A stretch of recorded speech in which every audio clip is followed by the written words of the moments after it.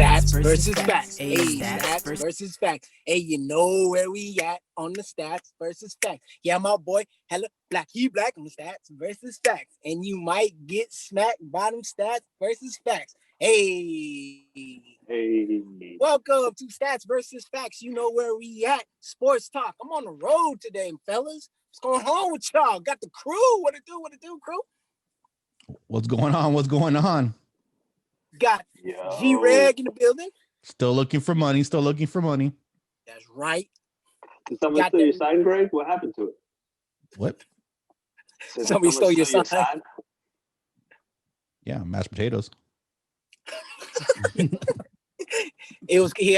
had to have cutbacks. That one just went over my head. We'll just call it like that. We had to have cutbacks. We got Cutman himself. What's going on, Cutman? What's going on, guys? How are you, man?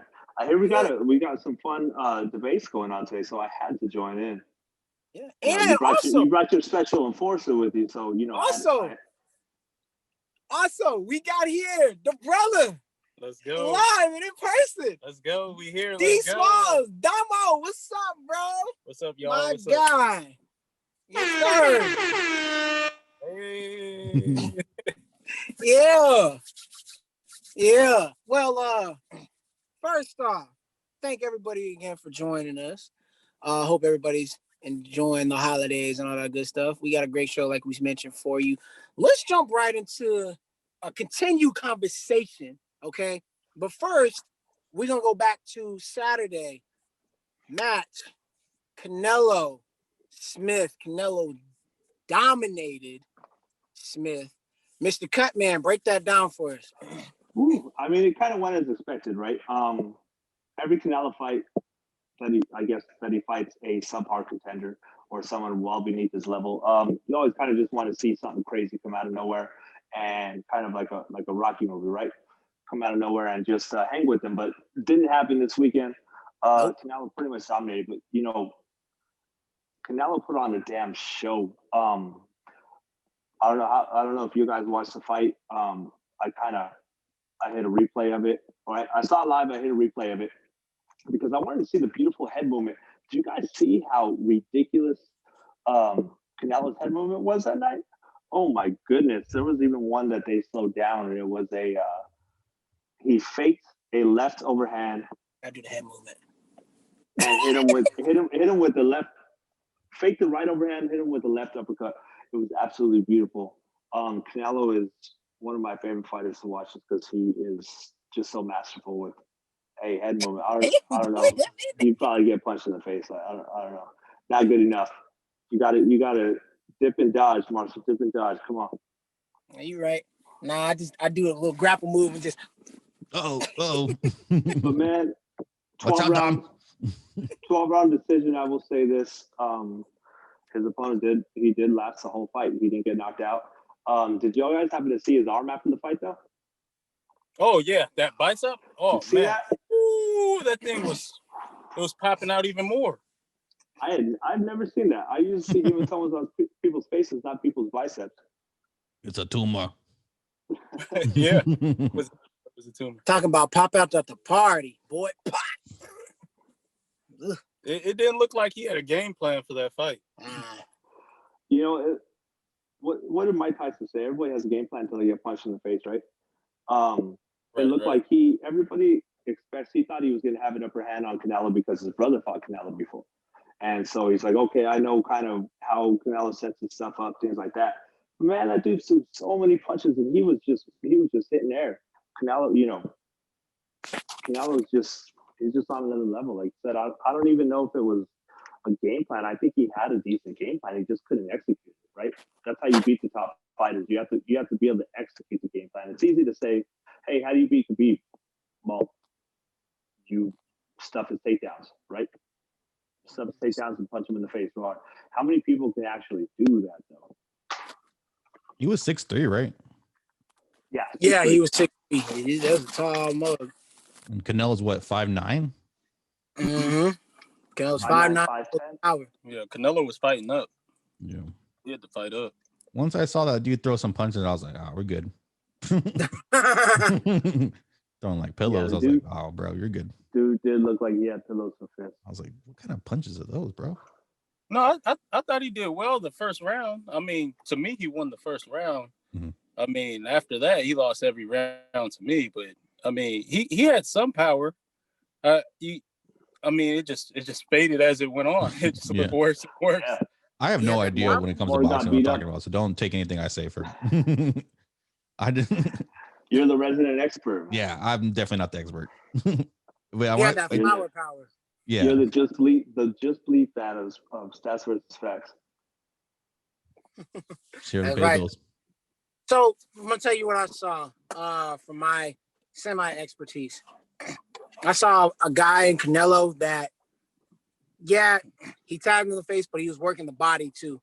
Like he was just completely dominated Smith. Like Smith, so he really looked like he didn't belong there. He didn't want to be there. Like it was, it was bad. It was really, really bad. It just shows that Canelo, whether he's gone up or down in weight, is able to continuously put on good shows. He's a consistent fighter. He's a great fighter. Through I think he's 58 or 59, 2-1 now in his career. Uh, Um, 54, 1, and 2. I actually was looking it up earlier for some reason. no, you got 54, 1-2. That was a little off. But I mean, he's tough. He's really, really tough. The only person who's defeated him was who? Floyd Mayweather early Floyd on. Mayweather. And I'll say Triple G in the first fight, but unofficially. I agree with you. I would say I agree with you too, but they, and then his other tie was to, it was early on. I think it was like his fifth fight to, I think I can't remember his name. Must have been when he was fighting Mexican brawlers. Even I don't even know that far. Might have been. I looked his name up. I think it was like Juan. Was it Juan? Something. I gotta double check Sounds that. about But right. anyway, I got the Google on lock right now. Hold up. Pulling it up right now. I would go with Juan too. I'd be like Juan. Yeah. Throw Is a it Juan or throw a Jorge. San. Everybody Jorge, has a it was San middle Jorge. name. Jorge. Okay. I was like, I knew it was a J. I couldn't remember if it was Juan or Jorge. Jorge. What was his last name? Juarez. I mean, he's Jorge. pretty much a no name Mexican club boxer, but this is way back. Let's see. Yeah, Let's look up Jorge Juarez's professional boxing record. 8 wins, 2 by KO, 27 losses, There we go. and 3 draws. Damn, Canelo fighting the best of the best out here. Boy, you sound like Glass Joe from freaking Punch Out or Hey, something. man. Boy, what Like the I heck? said, all these fighters, they all fought cans to make it to the top. Well, not to make it to the top, but to get them ready to take that lead. Right.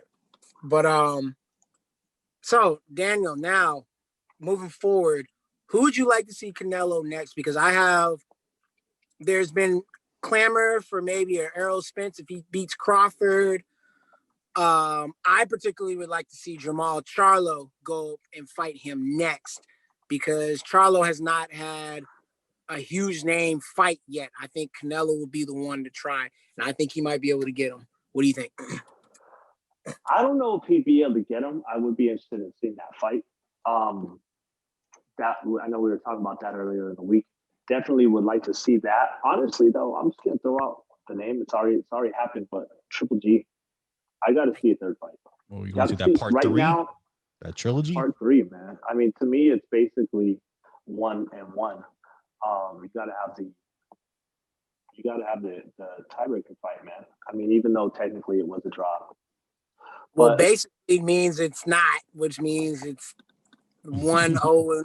It's okay, but still, you can still sell that fight, though. You can still sell that fight. I mean, I feel you. Earl Spence would be a fantastic opponent. I think Earl Spence could actually give Canelo a run for his money, but I think those are the only two guys right now. Triple G, Earl Spence Jr., and then on the outside looking in is your boy Charlo. So would they meet at a kind of a happy medium of 154, or would Errol have to go up to a 160? Because I think he goes to 160, he's going to be too heavy. Yeah, I think they would have to because I don't even know if Canelo can get down to that anymore. Yeah, that's he fought 166. This last fight, he fought what 169 is his previous fight against I forget his name, that Russian dude. Well, I know Spence in that interview was saying that he's having trouble cutting weight now. He wants to move up in weight. my question is he going to be as effective at a higher weight? Because when you make that jump in the weight, if it's to 154, I can see it. But moving up to a 160, I don't know if he's going to have that same type of speed and effectiveness as he did, at the lower weights. That's my only concern with him. The reason why I wouldn't say make that fight happen. Plus, he needs to beat Crawford first. Yeah. Yes, in the interview, absolutely. okay. That's the fight to make first. But I don't know. He was in San Antonio. He was at the fight I saw, and basically they both said they wanted at 160. Okay. But that's the only thing, like you said, is Earl Spence going to be as effective going up in weight? What did he fight Garcia at? 155? Uh-huh. Was it 155? I thought he fought him that lower. I'm trying to see. I don't know boxing weight divisions like I do my UFC divisions on the top of my head. C-Mac? Damo, who do you think Canelo should fight next between Charlo, Errol Spence, or an outside fighter? Ooh, I want to see him fight Demetrius Andre. He's been making some noise. He's still undefeated. I'd like to see him fight him. Okay. I feel like he's ducked him and Charlo. They've been wanting that fight. Really? Yeah. You think Canelo? Both of them. So you think Canelo is ducked? You think he's ducking? I mean, not. I wouldn't.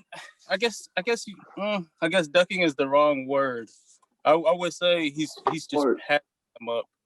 For why isn't he interested in those fights? Why?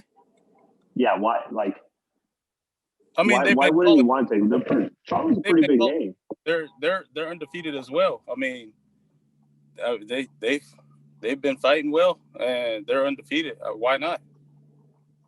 That's what I'm saying. Like, Charlo's definitely a bigger name than Smith, Callum Smith. Nobody knows who that is really in the States. You know what I mean? Like, you would think that Canelo would be interested in fighting named opponents. Me personally, if you see a lot of boxers, the European boxers, the British boxers and stuff like that, in order for them to be the best, who do they have to beat? They have to beat either somebody from North America to be the top dog, an American or a Mexican, possibly even a Puerto Rican. I don't think the British boxers have it like that. Yes, they have it in the heavyweight class right now with Tyson Fury and Anthony Joshua. They're doing that, but the rest of the boxers, pretty much the only division that they're exactly. They're not making any noise. I mean, Lennox Lewis back in the day. Yeah, really not too many from them. But there's a lot of good, I mean, who was this? Was it Kovalev, Sergey? There's been a lot of good Russian boxers that have been at the top, and I've actually gotten recognition. Hey, Triple G too, from the Eastern Bloc. You have Triple G. What's his name that lost to Lopez? Lomachenko. Yeah, Lomachenko. He's European. Right. I was just saying, like, him and Triple G are like two of the only other Europeans outside of Joshua and Fury, that were up there. This could be top dog. Other than that, Lopez is now in that conversation. Canelo, Crawford, Spence, Fury was up there till he got beat. Wait, did you say Fury? I said Fury was up there till he got beat. Who did he get beat by? Wilder. Wilder up there till he got beat. He's still up there. He has one defeat to a great boxer. So yeah, I mean Wilder. Excuse me. I mean, we need to see a round robin between those three. Right. I mean, Joshua lost to I always get his name too. Ruiz. And Ruiz. Ruiz. So Yep. Yeah, I it would be mean- nice. Andy Ruiz and Wilder fight. That's what I Yeah. want to see. You want to see Ruiz and Wilder Yeah. or Joshua and Wilder? Nah. I want to see Ruiz and Wilder. That would be an interesting fight. I've honestly never even thought about that. You think Deontay would be too long for him though? No, I mean, Joshua everybody. was. yeah. Ruiz, he could change it up. I don't think Deontay could change it up. Yeah. Yeah, he's one dimensional pretty much, man. But I mean, his one dimension is as good as anybody's out there, better than everybody's. But he doesn't have it. As you saw with Fury, he couldn't switch it up. All he had was a power shot. Once he got tired, he couldn't. He was landing too. He was hitting Fury with some good shots, but they weren't affecting him at all. Right. No, not at all. So, but yeah, going back to your Canelo real quick, like I was agreeing with you. Just basically, I was saying like I'm surprised that Canelo is taking these fights against Callum Smith. I understand. I absolutely know why Callum Smith takes it. Hey, huge, but it's like you would think that Canelo would be taking fights against the Charlos of the world, against the Earl Spence Jr.'s, the guys that have the bigger names that are American and have a bigger market. So you're saying he's question scared. for you. Promotion. Let me ask this question. Promotion. Oh, absolutely. So do you think Canelo is not taking these fights kind of in the same way Mayweather didn't take certain fights? Mayweather was more calculated. Canelo does fight guys. I mean, he fought Triple G. Right. Pretty much when they're both, in their primes. Triple G was a little bit older, but I don't think it's the same. Mayweather was certainly calculated. I mean, he waited 5 years to fight Pacquiao. He fought De La Hoya at the end of his prime. He fought Gotti when he was getting older. He fought Mosley when he was getting older. He knew what he was doing. Canelo, I don't think they're not cut from the same cloth. Right. No, I I get that. on Mayweather, but No, I got you. I'm just saying, why isn't Canelo looking to fight those other guys though? Promotion. I mean, I get promotion. He's definitely Oscar is saving him. Right, but he's prolonging his career with wins ahead of tough opponents. So my question is did not Floyd kind of do the same thing? I mean, he took care of business. He was fighting tough opponents just on his terms. Fair. But I mean, at the same, Canelo's, he's fought a few, tough opponents. And now there's other guys gonna, take that step, but it's a promotion thing. The same thing is with Floyd Mayweather. He's the top. Hold on. The A-list fighter. But who really tested Canelo besides Triple G? Besides Triple G? Mayweather. Well, yeah, okay. But, yeah. Okay, after Mayweather. Who really tested Canelo? Outside of them, these are money fights. Right. It's easy grabs. That's what they're doing with this record. Easy grabs. Right. He hasn't been tested. Legacy builders. But how many? I mean, Cotto was old too. He actually landed some good shots against Canelo, but he was too old to actually. Again, who tested Mayweather though? Like who? Maidana. Okay, you have Maidana. Who else? Pacquiao was at the end. De La Hoya was at the end. I mean, maybe some of his earlier fights, but regardless, it's to me. I'm seeing a bit of a correlation here. So I'm not saying that the one guy I'm Canelo thinking of that tested Mayweather. I got an answer for you. Emmanuel Augustus, the drunken master. Emmanuel Augustus was the guy who tested Mayweather. I don't know if you guys have ever heard of this guy. Look up his videos on YouTube. He possibly could have lost that fight. Yeah. Yeah. Mayweather even said that was his toughest fight. Right. Other than that, no. Shane Mosley had him in trouble for a round. Mm-hmm. But other than that, so the only reason I'm not saying that Canelo is making his fights, like you said, Golden Boy is, saving him for sure. Mayweather kind of took his, took certain fights, calculated, like you said. He's kind of making that happen for himself, while Canelo is kind of getting saved. Otherwise, I think he would be going out there. So I'm thinking his promoters are saving him, or just kind of like how Mayweather saved himself from some certain fights. That's what I'm The saying. whole thing was Bob Arum and Mayweather. That's why the Pacquiao fight took so long to get made, or that's what they said. Right now, Canelo's a free agent, though. He doesn't have a promoter. He's independent. He was trying to divorce himself with Golden Boy, right? Right. And so maybe we will start seeing these fights now that he is kind of doing his own thing. Right. But I think that really is the answer. It's really not a good answer. But yeah, promotion, man. I don't think any fighter goes out and is like, hey, I just want to fight scrubs, or I want to keep the title as long as I can without fighting anybody really, really good. From outside, that's what it looks like to me. It looks like that.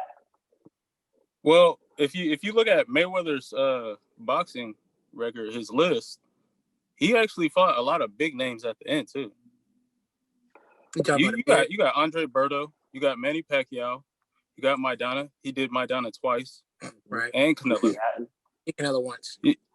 Yeah, just once. But like, I mean, he had Canelo too. Mm. He had Miguel Cotto. And the Maidana fight, that was his toughest fight for sure. A lot of people thought he lost that one, right? Juan Marquez, right? Ricky Hatton. He's fought some big names. Yeah, he did fight some big names, but I mean, if you really look at it, Victor Ortiz was young, Miguel Cotto was old, Canelo Alvarez was not yet into the fighter he is now. So he fought him early. He fought Manny Pacquiao late. But besides Pacquiao, really, he fought everybody who he was supposed to fight. That's fair. His big thing was his hands were going out, right? Yeah. I think that's the only knock on Mayweather is he fought Pacquiao too late. He fought De La Hoya too late. He did fight everybody he was supposed to fight, but the big knock on Mayweather is he fought him either late or early. Yeah. And that's the strategy of Mayweather. You know what I mean? He knew what he was doing. He knew that's exactly. And I will say names just looking at the list, but right. No, I agree. Yeah, and it's not to take anything away from Mayweather. Like, he's 50-0. You know what I mean?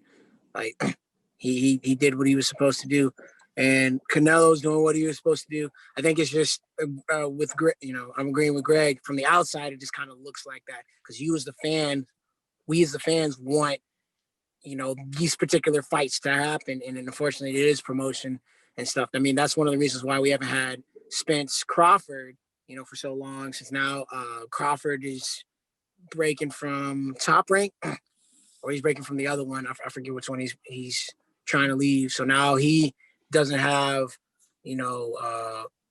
promoter per se, holding him up, or a contract holding him up. So now he's able to do But regardless of their fights, it's not really gonna change. They're still at their primes. Yeah. They could fight 3 years from now.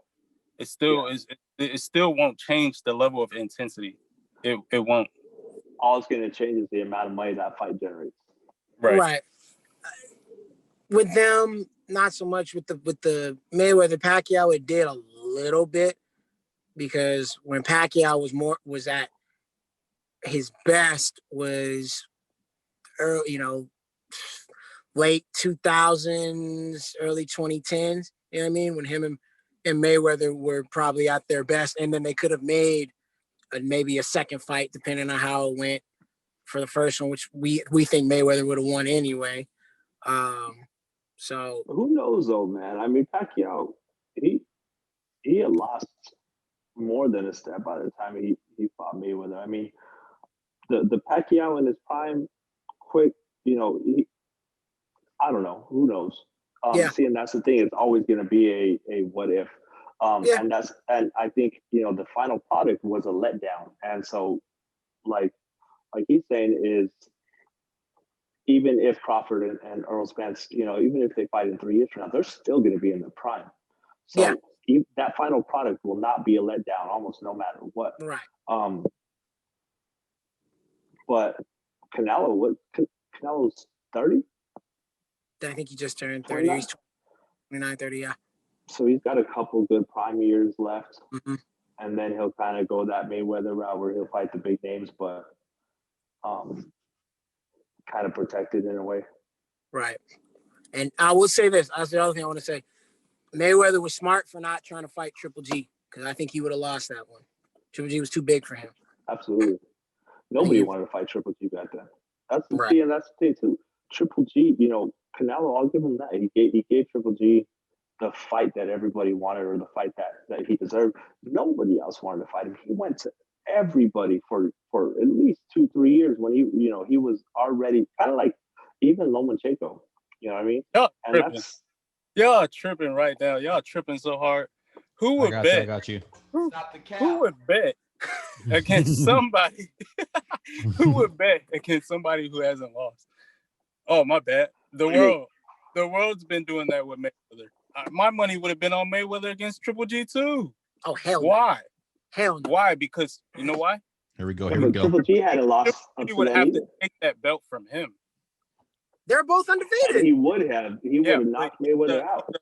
He's the underdog. Triple G's the underdog. No, he wouldn't have been.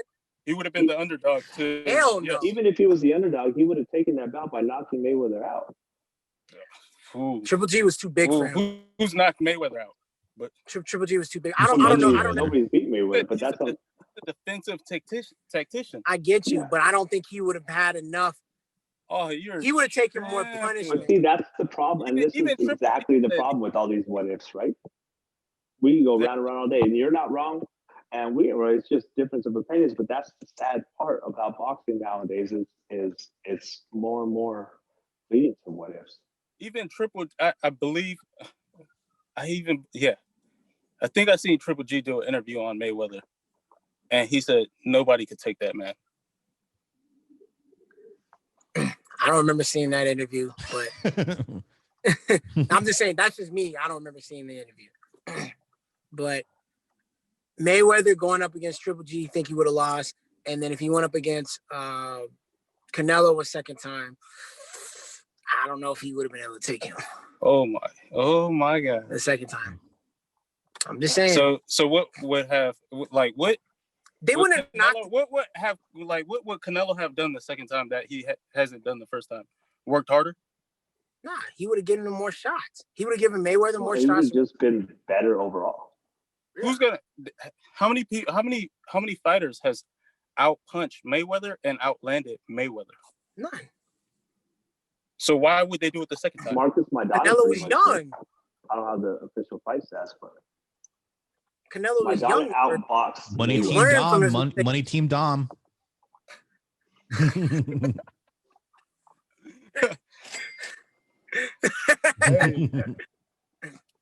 Canelo was young the first time. I'm not saying that he would have knocked Mayweather out. I don't think anybody would have knocked Mayweather out. But it would have been a more interesting fight. It would have been, and I think Mayweather would have taken more punishment than he ever has, and I don't think he would have ended up walking away with the fight. So just because he's young doesn't have anything to do with it. You just seen Teofimo Lopez fight Lomachenko. But they both have around the same amount of fights, though. So then what does young have to do with it? Young as in your career. You mean experience? Experience young in your career, yeah. Experience, growing into your skills, physicality. There's a bunch of young guys who's been beat badges. Look at how much bigger and stronger Canelo's gotten as he's gotten older. Then experience. Say even 3 years after that Mayweather fight. Mm-hmm. Look at how much bigger he got. Look at how much more confidence he got. Look at how he became a star after that Mayweather fight, because Mayweather showed him how to become a star. There is a big difference between boxing. I mean, even if you look at Mayweather's career, right? There's a big difference of him when he fought the Drunken Master, or even, Arturo Gotti's Zab Judah days, to, when he was kind of closing out his career, I would say, against young guy, the Pacquiaos and stuff. The young man didn't gain confidence. Say it again? The young man didn't gain confidence. That's what I'm saying. Like, you get a dub, you're definitely gonna feel some type of way. You're gonna feel unstoppable. Mayweather's been getting dubs. He's gonna feel unstoppable. Yeah, but I'm just talking about you look at their styles, you evolve, you learn things as you go, you master your craft more, right? That's what I'm saying. Mayweather became a better defensive fighter later on in his career. He actually was a little bit more. I mean, he used to knock some people out earlier in his career. You know, When he he changed became his style. When he what? when he became Money Yeah, Mayweather. but that's what I'm saying. Fighters evolve. I like that. But he's always been a defensive tactician and very well calculated. That's why Yeah, people but don't. would you say when he was 22, he was as good as a defensive boxer as he was at 28? No. So why would Canelo be the same at, let's say, So if you're 26 talking as he was at 22? exactly my point. Exactly. So Canelo's 22, and however Mayweather was, and Canelo just gained experience off of Mayweather. Why didn't Mayweather gain experience off of Canelo? Because Mayweather already had been around, been there, done that, and So he hold on, probably hold on. did. So But he was on the back end of his career at that point. Hold on. What you're saying is Canelo would have figured Mayweather out, and Mayweather has done it before. He wouldn't know how to do it again. Okay, but hold on. Here's the thing. There's a thing about you can figure somebody out, but age. Nobody's figured Mayweather out. There's prime years, right? Comes into a play. Pacquiao's still fighting. So because Magic Johnson, Magic Johnson beat a minute right there. He was getting, he was having. I watched Manny Pacquiao fight Keith Thurman. That man, people would say Pacquiao lost a step, but I just seen him fight Keith Thurman and womp him up. For sure. He did. As well as that others. Doesn't mean he's not on the decline. No, it doesn't mean he's on the decline, but that's what I'm saying. Like Mayweather was on the decline. No, Pacquiao is on the decline, is what I'm saying. Yeah. Okay, but Pacquiao's on the decline, right? Is he on the but juice? he's still fighting. He's still fighting. He's still being world-class fighters. Yeah. Yeah, he is. He is. Whether he's gonna win or whether he's gonna lose. Mayweather. But look at who Mayweather fought. Mayweather after he fought Canelo. Mayweather started not fighting as great of a fighter. He fought McGregor, for crying out loud. That was a money grab. Okay, but it doesn't matter if it's a money grab or not. Cool. Money grab. Money grab. Okay, he's going for money grabs then. Who did he fight before that? Andre Berto. Let's go over this. Okay, Andre Isn't he Berto worried still about his wasn't hands fighting. and his These facilities, like because of his dad, his uncle, and his dad? Yeah. And he's like, I don't want to take too many more punches. Yeah, you're right, Greg. This is who Mayweather fought while you're on top after Canelo. Yeah, no doubt. What other undefeated fighter is there that got out while they're on top besides like Andre Ward or something like that? Yeah, but like he didn't fight as many fights as that's 20 fights less than Mayweather. Yeah, Andre Ward fought about 30. 30 I think about 30. Okay. And with Crawford ends up beating Errol Spence, he'll be about 30, like 8-0 or something like that. Yeah. Crawford has 30. He's 37-0. Yeah. I really don't understand how he's not number 13 less fights than Mayweather. Crawford's number one pound for pound in the world. He's number one. Yeah. Is it Crawford? I thought it was. I thought it was Errol Spence. No, Crawford is number one pound for pound in the world. Because we hadn't seen Errol Spence fight since his accident. No. Errol Spence is number one in the division, isn't he? Oh, in the division? I mean, there's so many different They belts. both hold different. They hold different belts essentially. I mean, he has just by way of who he's fought. I think he holds more titles in that division than Crawford does. Yeah. But even I don't. Of the belts. Yeah, even I don't want to attempt to navigate that out. I'll get lost in the Google. But okay, so let's look at this. Floyd Mayweather, he fights Canelo. Then he has 2 fights against Marcus Maidana. He arguably lost the first fight. Second fight came back, ended up winning a unanimous decision. Right. And then he fought Manny Pacquiao, Andre Berto, and then Conor McGregor. So he really didn't fight anybody after Canelo Alvarez. And the one guy one of the guys he did fight that was in his prime, he was pushed to the limit, I guess. Right. Yeah. Right.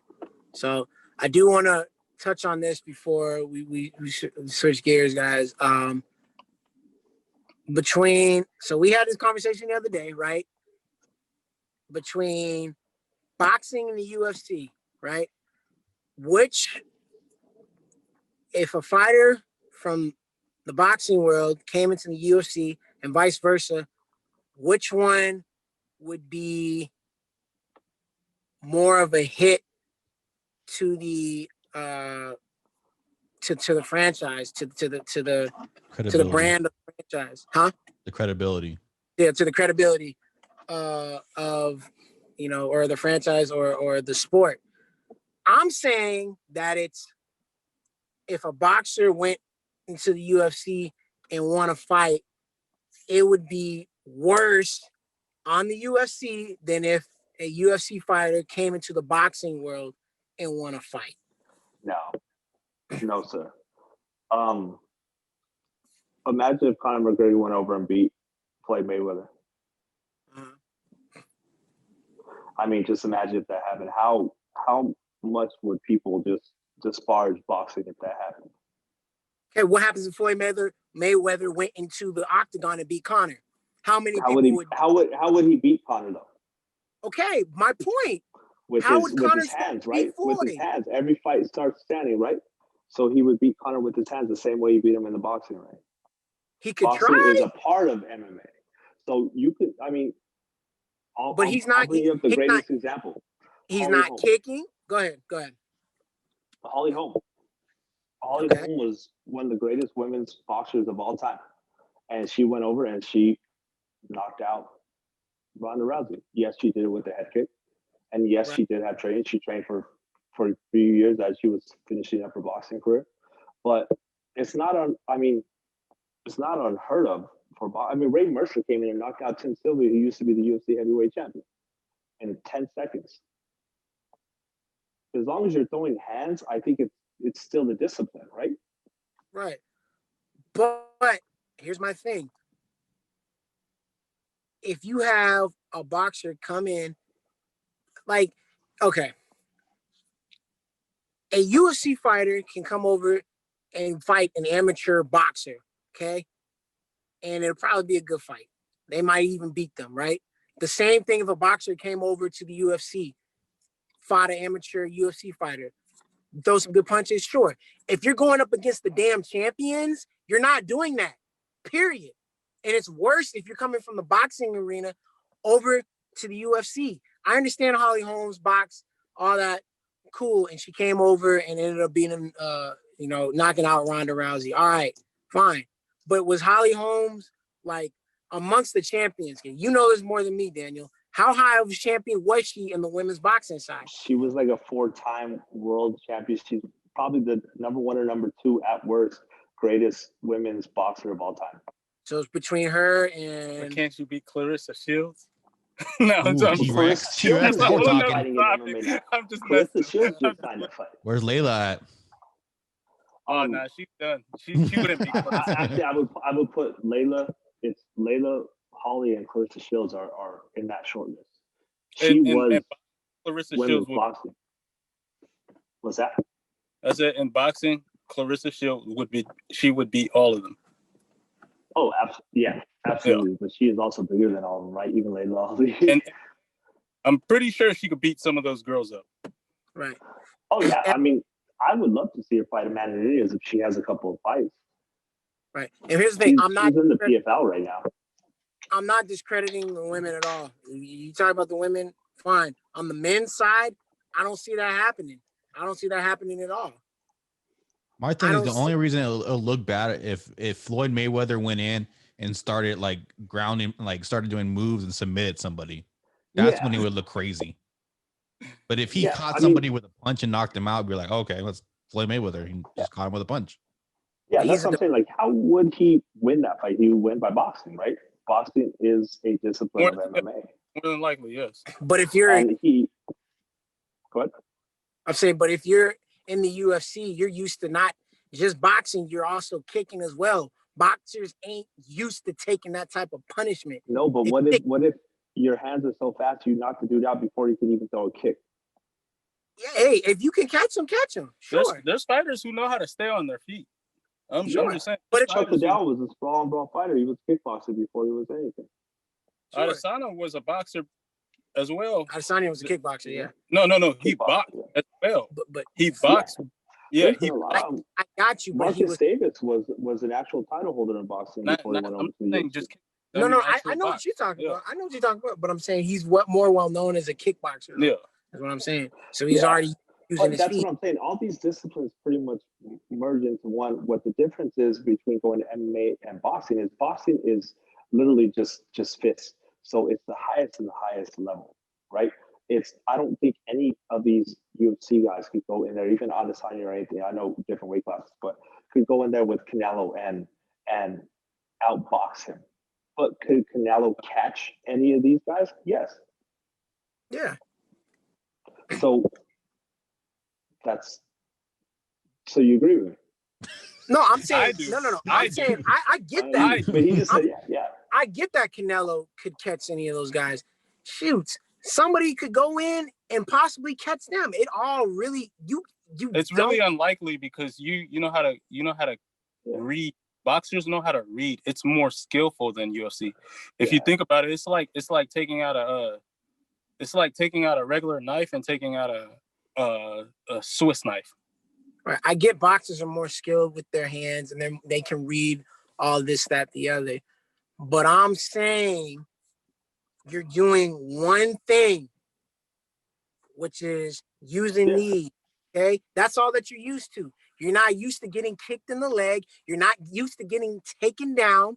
Okay, you're not used to all that stuff. So if you have a boxer come in, sure, they're used to using their fists and using their hands like this. You can catch something. I get that. I totally get that. But if you're a UFC fighter, you're gonna be like, all right, knowing that a guy has a boxing background, I'm gonna do what? I'm gonna get him on the ground. Smart UFC fighters are gonna do that, unless you're an amateur. Israel Adesanya shoot for a takedown against the boxer right away? And I don't even think I've ever seen him take anybody down in his life. Because he probably knows the skills on the ground, but he's not gonna take a boxer down just because he's gonna stand in his range and kick, and that still leaves him open for getting caught. But that's what I said. He's gonna kick, right? So a boxer's gonna be like, get kicked in the leg. You're not used to that. You're not used to that as well as a boxer. Yeah, so but listen. If you're a boxer, you're doing what? You're gonna be going back and forth, right? Making sure you're avoiding here. You're not gonna be used to having punishment on your legs. But they're not gonna take like that dude from Street Fighter. Like that dude from Street Fighter. What the difference is? They're not gonna fight the same exact style and stance. They're going to change the game up for that. You think Mayweather's going to come in with his Philly shell with 4-ounce gloves and a straight up and down boxing stance against Conor McGregor? No, he's probably going to learn how to check a leg kick. He's probably going to learn how to throw a decent leg kick or block one at the very least. He's going to learn the different stance. He's going to come out in a different stance probably, but he's still going to incorporate his hands, which are better than anybody in the UFC. And any championship boxer, I would say that. And I get that too, but at the same time, I'm saying getting taken down and getting kicked in the legs, boxers are not going to be used to. Now, obviously, they're going to be used to the hands. That's fine, but they're not going to be used to that getting kicked. No. Everywhere else. But that's all I'm saying. So that's what I'm saying. It's worse getting hit like that with that. If a boxer came in with that type of aggression and dominated a UFC fighter versus a UFC fighter going in there, because they try to get too aggressive in the ring, what's going to happen? You're gonna knock the hell out, and you're not gonna have that stamina. Because you try to be too aggressive, what's gonna happen? They're gonna be like, hey, keep it clean. The UFC, you gonna be going out, kicking, all that stuff, bro. Well, it's more. But in general fighting, in what way would you normally get knocked out? Hands, feet, or a choke? Well, like a street fight? Yeah, just in general. Like, which way would you normally get knocked out? Guys normally box, so they're throwing Hands, right? Yeah, I usually get knocked out with a bottle to the back. That's my experiences. Right. In UFC or MMA, what happens more? You get knocked out by hands, foot, or tap out? Hands. You get tapped out a lot. Not It would that be much. more than likely hands, right? Yeah. I see people get tapped out. So I don't see why a Tap boxer. out happen maybe a couple times per card. I see people get Knockout. tapped out slightly more than. Okay. With Marcia, would you say that there are more KO punch knockouts in the UFC than there are submissions?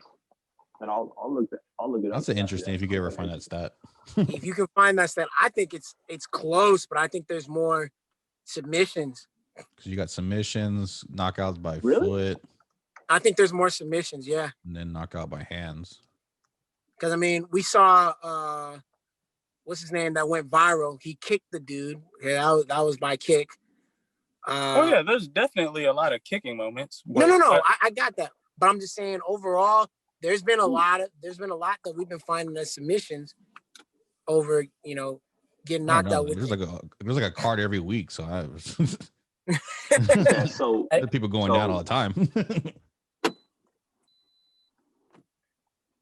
Now, in Marshall's defense, I think there's a way where you can craft a fight where it looks bad in the UFC. Like if a boxer went into a UFC match and lasted more than a couple, maybe 2-3 rounds, and they were able to cause damage and do things, then it would look kind of crazy, right? Right. Like if a UFC fighter is coming at you and a boxer is able to withstand those kicks and stuff and then bring it back, then I'm like, okay, you a real mug. You know what I mean? Like you're gonna hold your own. But more than likely that's not gonna happen. The only way to be fair, we were talking about a knockout. Here you go. I just found this really cool website that tracks. We can't talk about that online. UFC fight. And that's offline stuff. Basically, they punch the data. It's a third of the fights that get finished end in KO, TKO. 20% are submission. And also, so it says you're twice as likely to get knocked out than you are to get submitted. Interesting. And I haven't gotten that makes sense to me. That makes sense to me because you just as a human, fight versus flight, you would know how to avoid different things, different tactics. Just you're human. You're trying to survive. Right. I got you with that, but I swear I mean, if something gets a hand on you, I mean, it is what it is. Yeah. If you put bear clawed, I don't know, but yeah. If you put Mayweather against Khabib, what's going to happen? Yes, Khabib is going to maul him, right? He's going to take him down. It's over. Mm-hmm. But Mayweather versus McGregor in the cage is a whole different story. Styles make fights, right? I think McGregor's going to submit him too. McGregor, does he even know how to? I mean, I'm sure he knows how to do a submission, absolutely, but he's not going to take Mayweather down. Are you serious? Yeah, I think he will. Well, how much Mayweather weigh? 120? I think they're both around one. I'm sure 150. 50. Oh, okay, my bad, Mayweather. McGregor walks around 30 pounds. Nowadays, probably 165, 170. Yeah. What's he weighing in at with Poirier? I believe they're fighting back at lightweight at 155. Okay. Because he's going for that belt again. But he fought his last 2 fights at 170. Oh, what's he gonna fight Logan Paul at?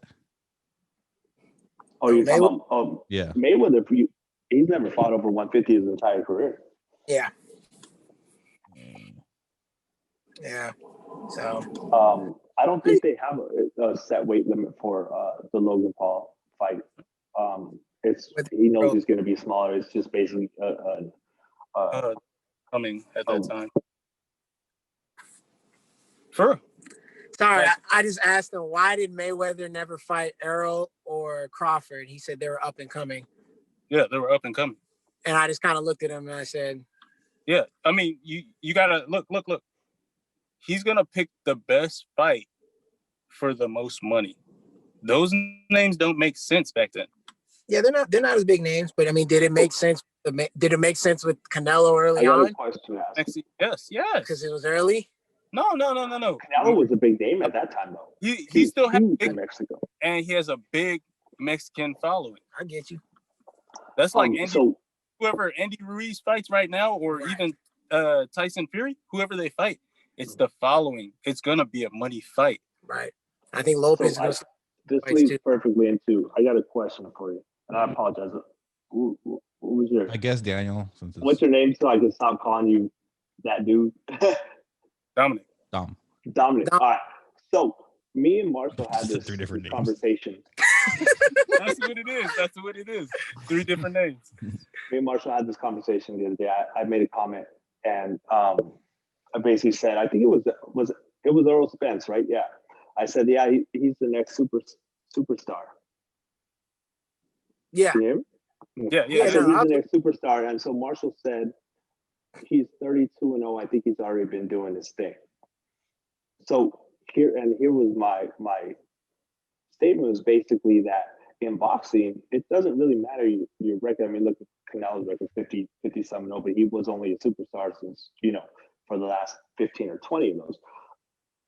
You look at Dazzle Lomachenko, you look at Triple G, guys like that. There's a difference in boxing between superstar, Mayweather, Canelo, De La Hoya type status, and really, really good boxers. There's plenty of really, really good boxers. But Dom, do you agree with this? Is there's like Earl Spence hadn't really gotten until maybe this last fight into the realm of superstar, pay-per-view star. I follow. Well, I'm a boxing fan, so he's my favorite fighter. I followed him for a good while, but would you call him a superstar? Yeah, they just started. Yeah, that's why I was telling him. I was like, it was too early for like Mayweather to fight them because they didn't have the names. They weren't there. Like they had the amount of fights, regardless of the record. Yeah.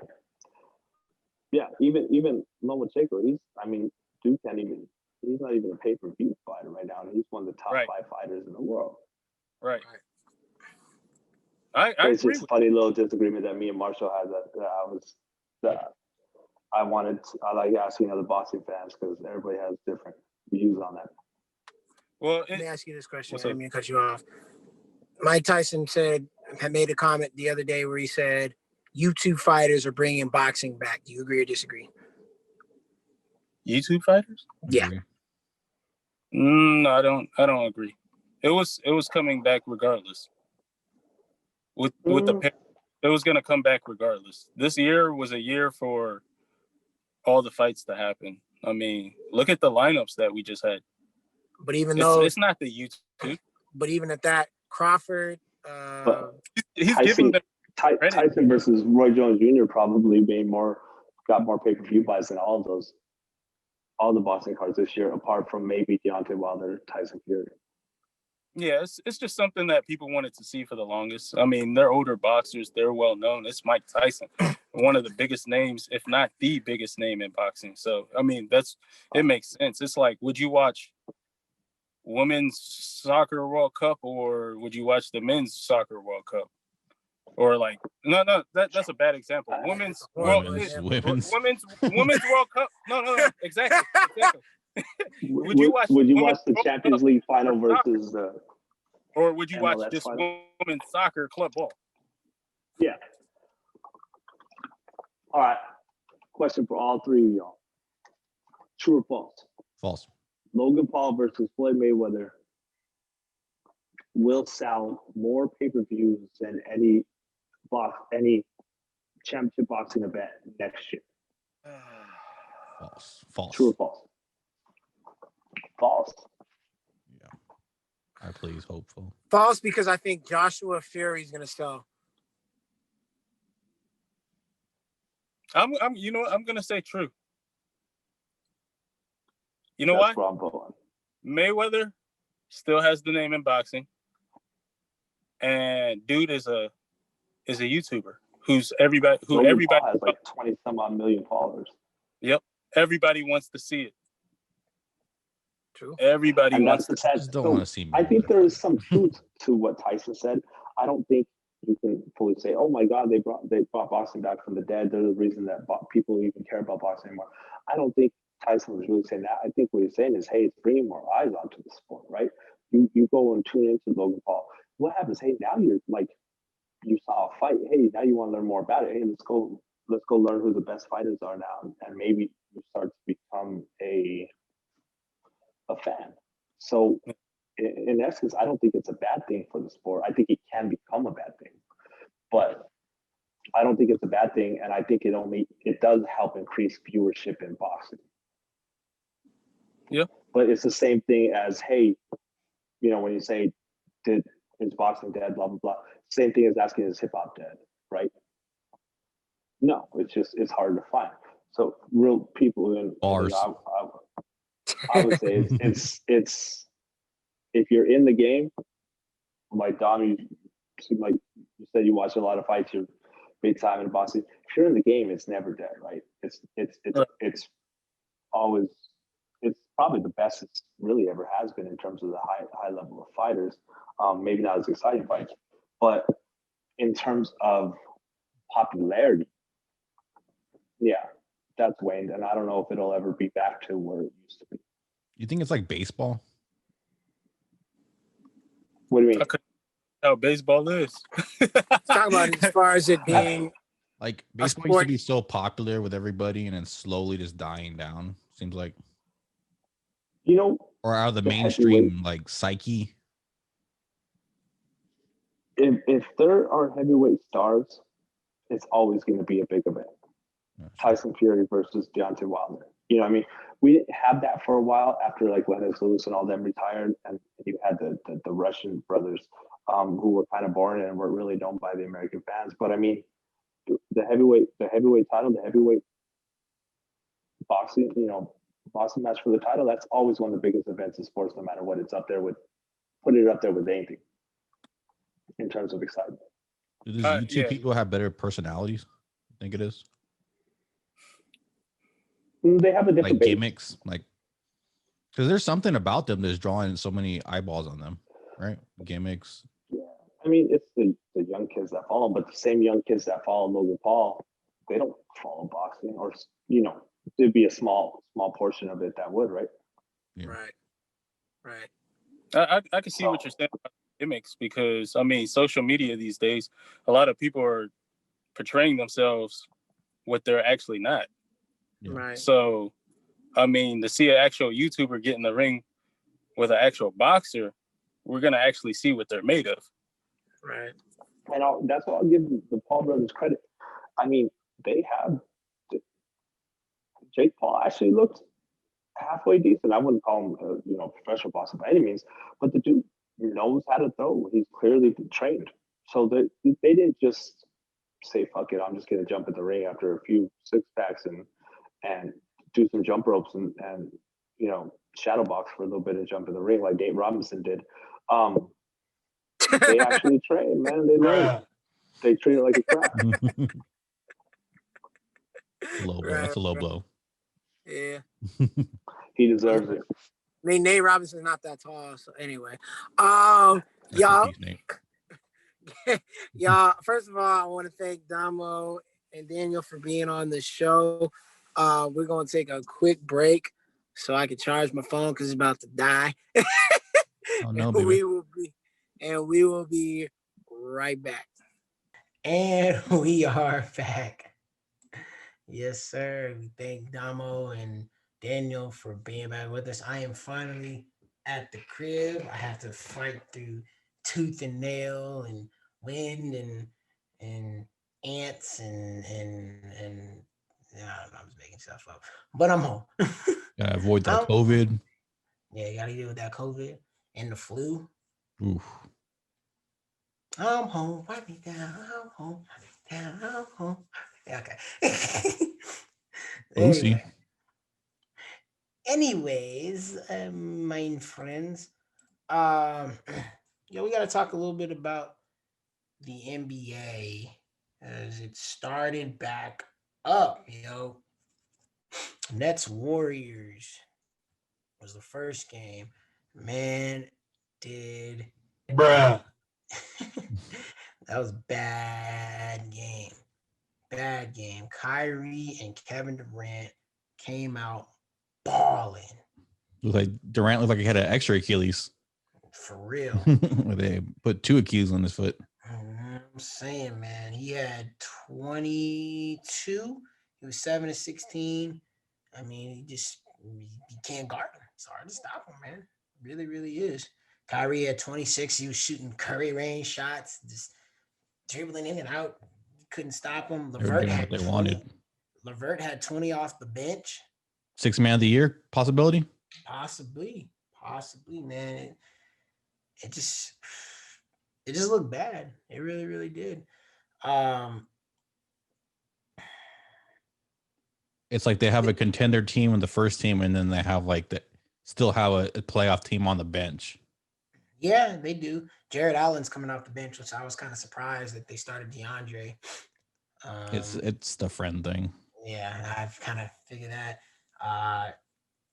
Jeff Green had 7 points off the bench too. I mean, he was cool. I was hoping they would have kept Jamal Crawford and Michael Beasley there, but I guess they decided not to. So yeah. But I'll just say this, man. There's been talks about trying to trade for James Harden. I'm just like, why would you do that? Why because so I had this conversation and I was just playing it out in my head, and I was just like, okay, so during the season you can play depth and you can have big rotations and everything, but then the playoffs is short. It shortens the rotations, shorten up, and it's about your best players. Mm-hmm. So I was thinking, what if Kyrie gets hurt again? Obviously, we know he has a injury history. Wouldn't you like to have a possible Harden there? No, for the simple reason that what if he doesn't get hurt? You know what I mean? And Harden doesn't really give him a good chance to win, especially on the defensive side. And I think he's just going to mess up the chemistry. Like, I get what you mean. Like, there's rotations shortened up and, it's just made your best players win this, that, the other. But I think that with the rotation that the Nets have with LeVert, even though Dinwiddie does start, Allen, they have, Joe Harris starts too, Torian Prince. Now, if you bring in Harden, you're probably going to knock Dinwiddie to the bench. Well, Dinwiddie would probably be gone in that trade. Well, that's true. If him and LeVert, you lose him and LeVert in that trade. LeVert's the only one on the contract long term too. Right. Dinwiddie and Allen are coming up for contracts pretty soon. Right. So if you were to, get rid of LeVert and Dinwiddie and then maybe Allen, I don't know. You'd have to get Harden and something else.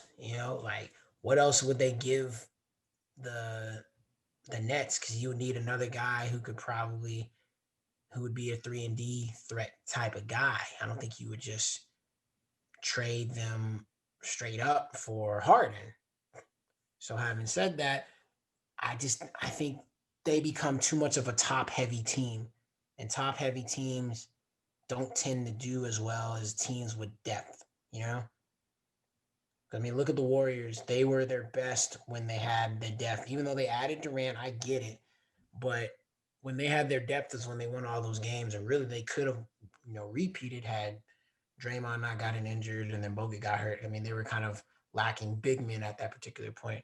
So I think with this particular lineup, if I were the Nets, I still would have had a Jamal Crawford and a Michael Beasley because those are two guys that could still be able to give you some production and scoring. But if you put in a James Harden and get rid of, some of these other guys, I don't know if it works. I wouldn't do it, but I'm just thinking the argument for it. Yeah. Because I don't want Harden on any of my teams, to be honest with you.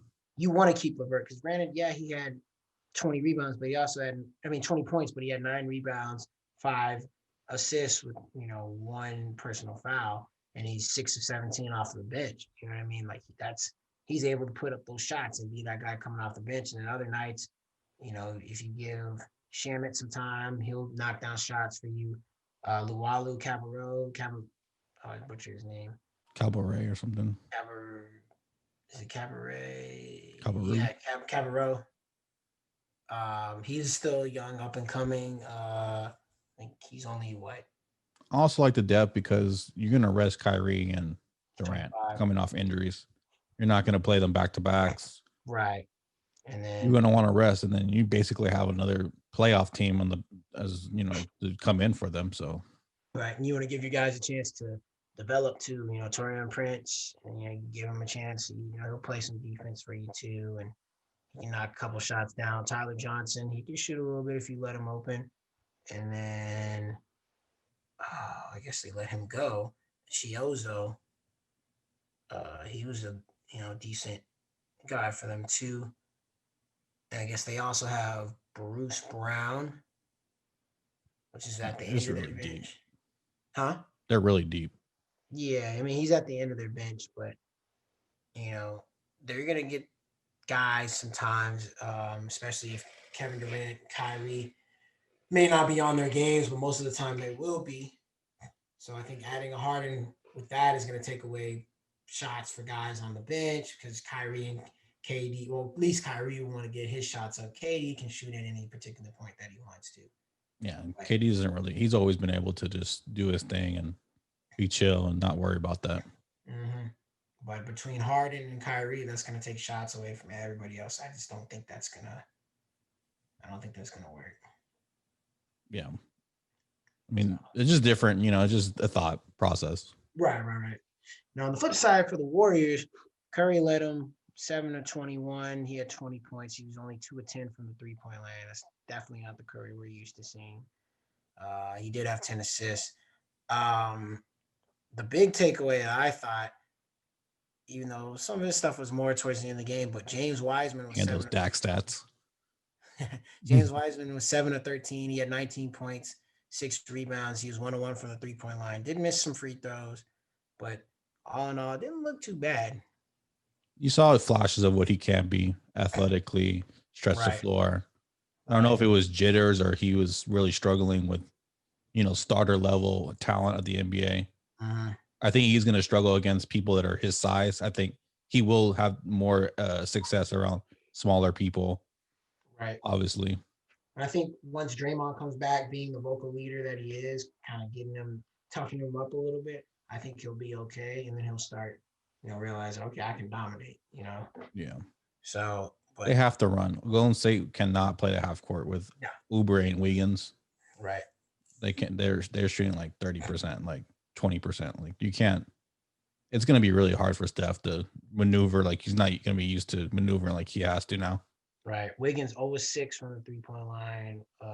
Wiggins 2-6 from the three-point line. Oubre was 0-6. Wiggins was 4-16 for 13 points. Oubre was 3-14 for 6 points. That's not going to get it done. Yeah.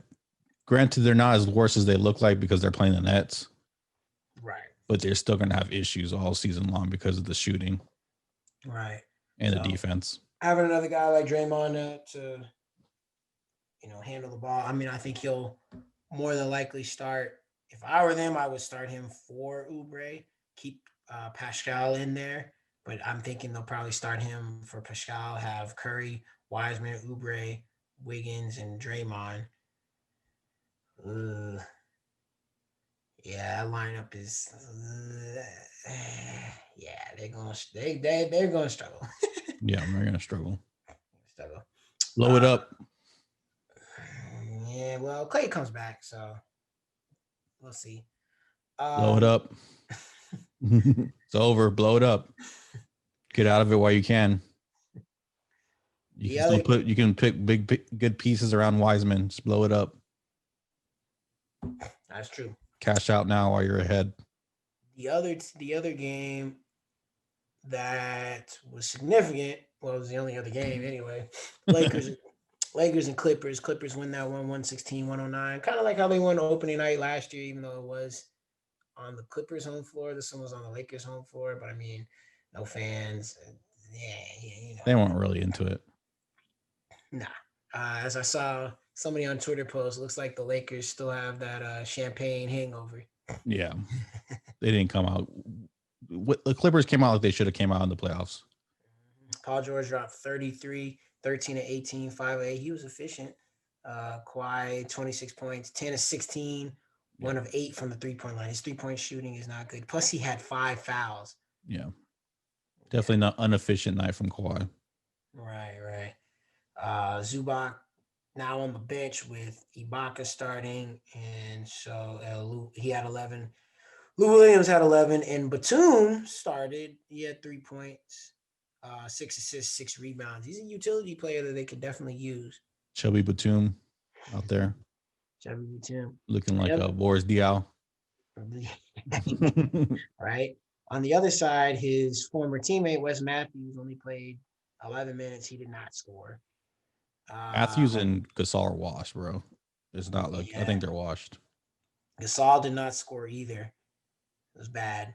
Schroeder almost had a triple-double. He had 14, 12, and 8.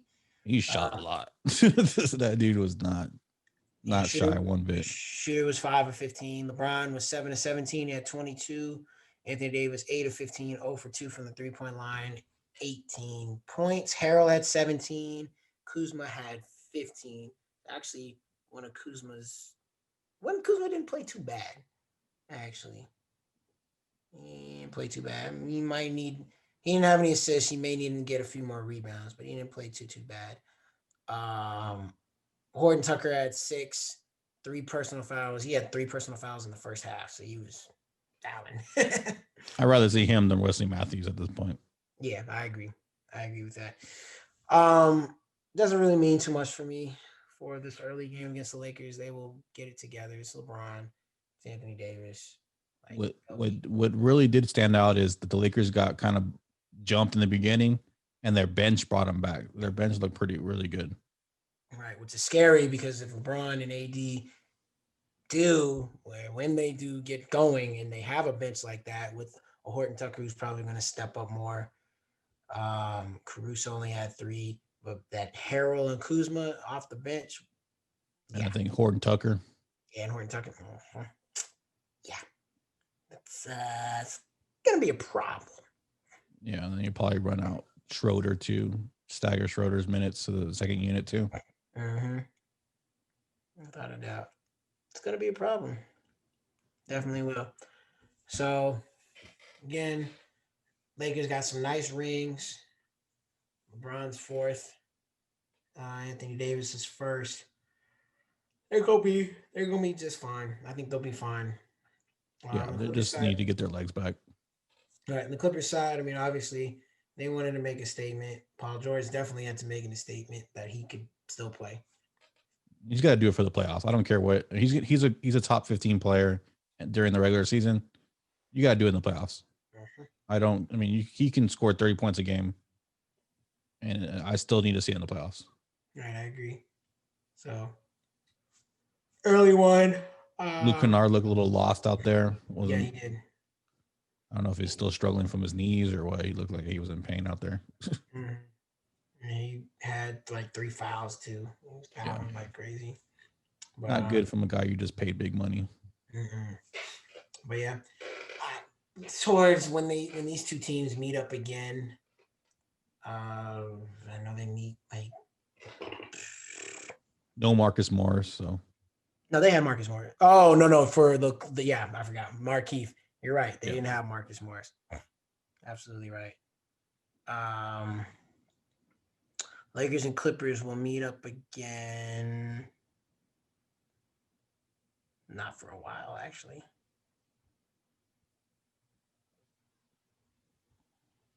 Because they still have to play. Yeah, wow. They will not meet up again till the second half of the season. Oh. Where they're going to play 3 more times. That's when we'll get a true test of what's going on. Mm-hmm. Absolutely. Probably that second and third game, because that fourth game, more than likely, it'll probably be. At least I think this is a shortened season. They may not play 4 times, but I know they'll at least play 3. So those second and third game, we'll really get to see where both teams are. Yeah. Then the Clippers can prove to me if they're real or not. Pretty much. Yeah. But pretty much think it's Lakers season. Right. So we'll definitely see how that rolls. Getting into some college football. It was championship weekend. And man, was it fun. Let me get to it.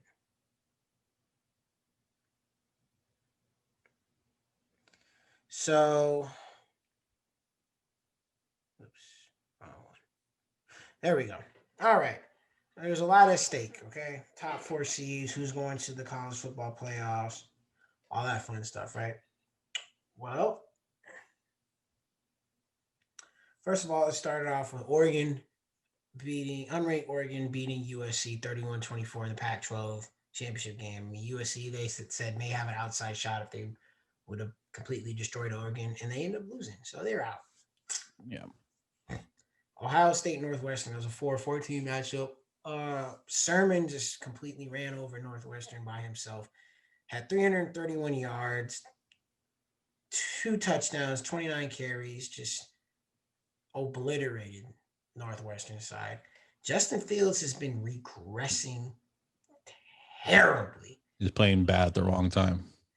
12 of 27, 144 yards, 2 interceptions. Like sheesh, the dude is thrown. There goes your Heisman. There goes your, possibly competing for a national championship, and then there goes your draft stock all at one time.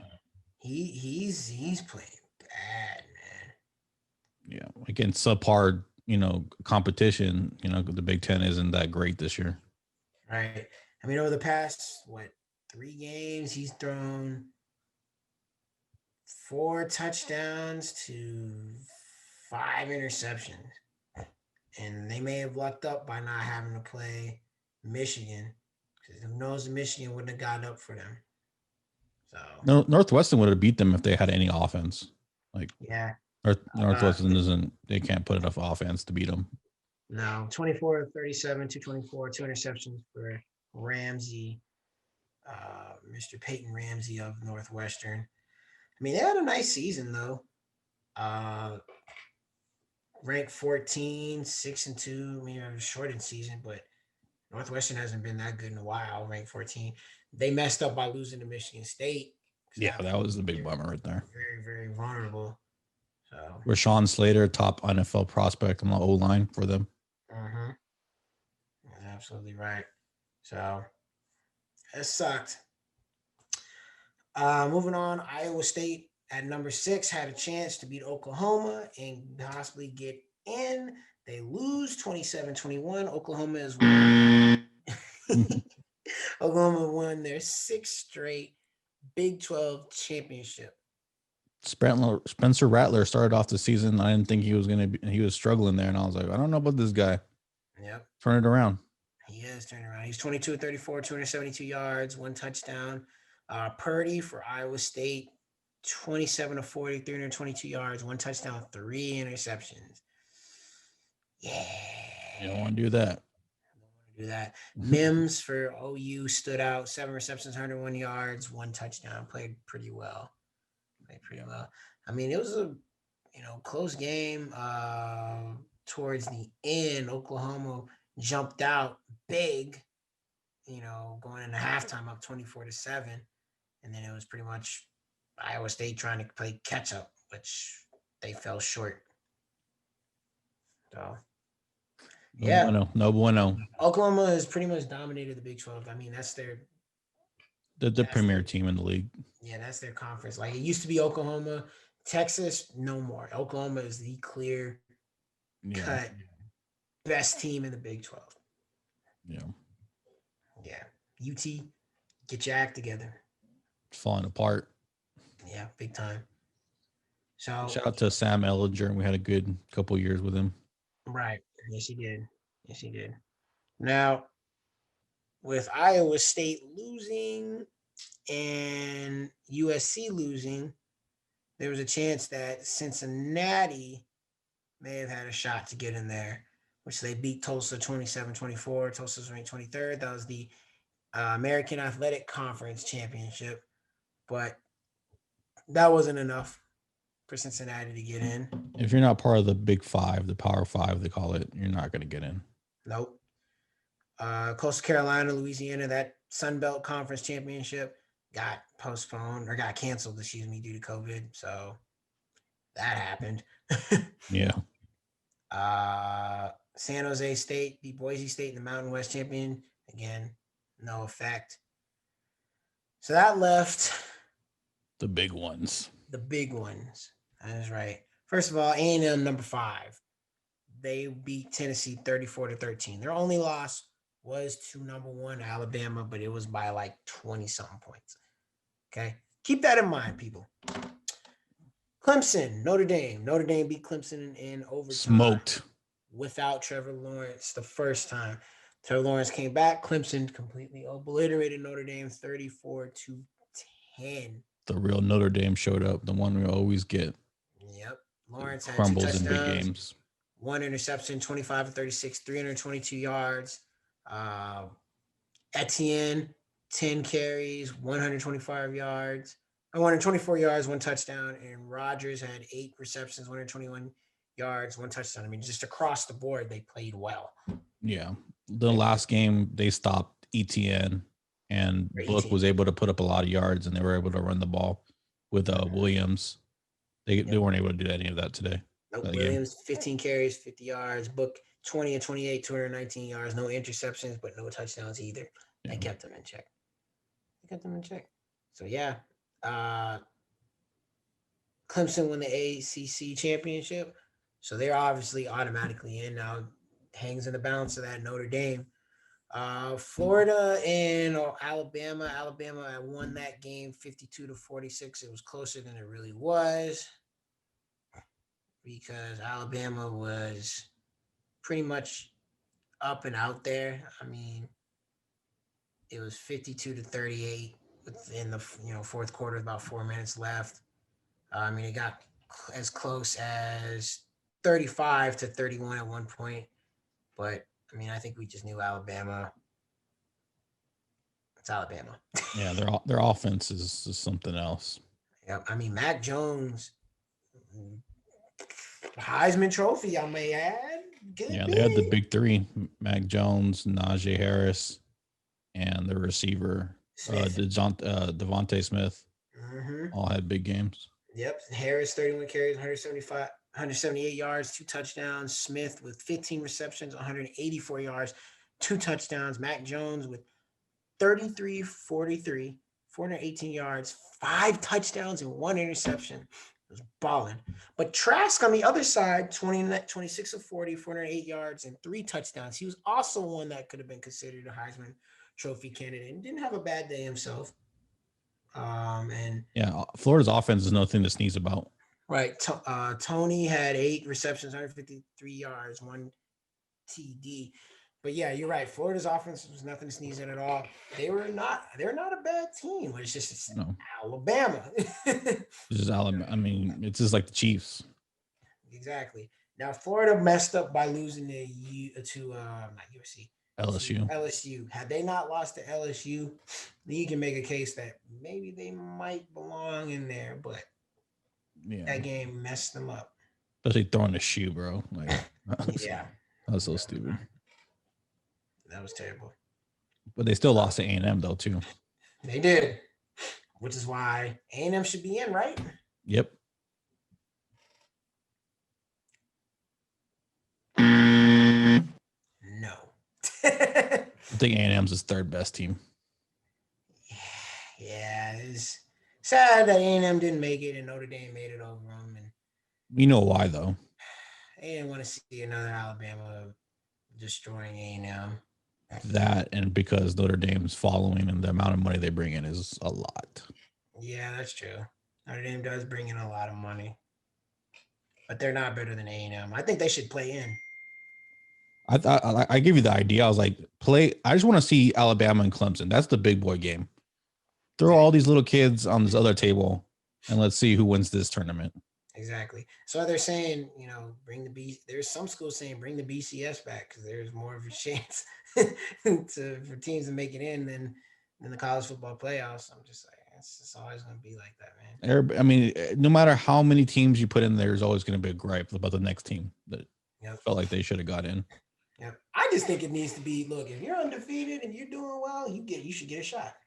That's what I think. If you lose, you lose. Like you need to win, no matter who you play. Problem with that is people will start scheduling really bad teams and just going undefeated. Well, that's the thing. You can't schedule really bad teams. You need to start scheduling better teams. Well, that's what they have. That's what they have strength of schedule, though. Right, I get that. But I'm saying they need to start scheduling better teams because if a team automatically schedules horrible teams and says, "Look, we did this," no, you don't get that. But if a team plays who's in front of them, not because they're scheduling bad teams, but just because like that's who's in their conference and they do play other teams early on and they beat some of these bigger teams, I think they should be given consideration. That's what I think. Like if a Cincinnati goes in, say they beat Iowa early on and they beat, like Iowa State, or they beat a Tennessee, or they beat a one of them other SEC teams, and then they beat whoever else is in front of them. And they go undefeated. I think they deserve a shot. I get strength of schedule, but it's like I don't want to see one loss SEC teams or one loss Big Ten teams get in just because they win their conference. You lost. Yeah, but I mean, I don't want to see these teams that play the 80th ranked team or the 890 ranked team, and just because they beat them, they get in, versus a team that's played the number 5 seed, the number 7 team in the country, 8 team. Get you, but at the same time, at the end of the day, more than likely, percentage is going to be on the bigger team is going to, that played the better defense is probably going to beat the smaller team, right? I get that, but at the same time, give them a shot. Shoots, it's the same thing when it goes to college basketball. It's one game. Like you have these smaller schools that may not have the best defense from their conference, but they're going up against the bigger schools and they have a shot. And some of them have won. I'm just saying, give it that type of shot, or make a playoff, like a bigger playoff bracket. Yeah, you're gonna have to expand it. I think the expanding is the way to go. Yeah, I don't want to see teams like small teams get beat 60-14 or some stuff like that. Because you're seeing Notre Dame got smacked 34-10. Right, we did see that. So you can only imagine these littler teams. Right, I get you. There'll be a Boise State like once in a great while, right? That beats Oklahoma. Right. But most of the time you're gonna have these just like 60-10, 60-5. Right. And I get that, but I mean still give them a shot, man, because the main thing that we want to see, like you said, is the national championship, the big one. We don't want to see these little piddly that.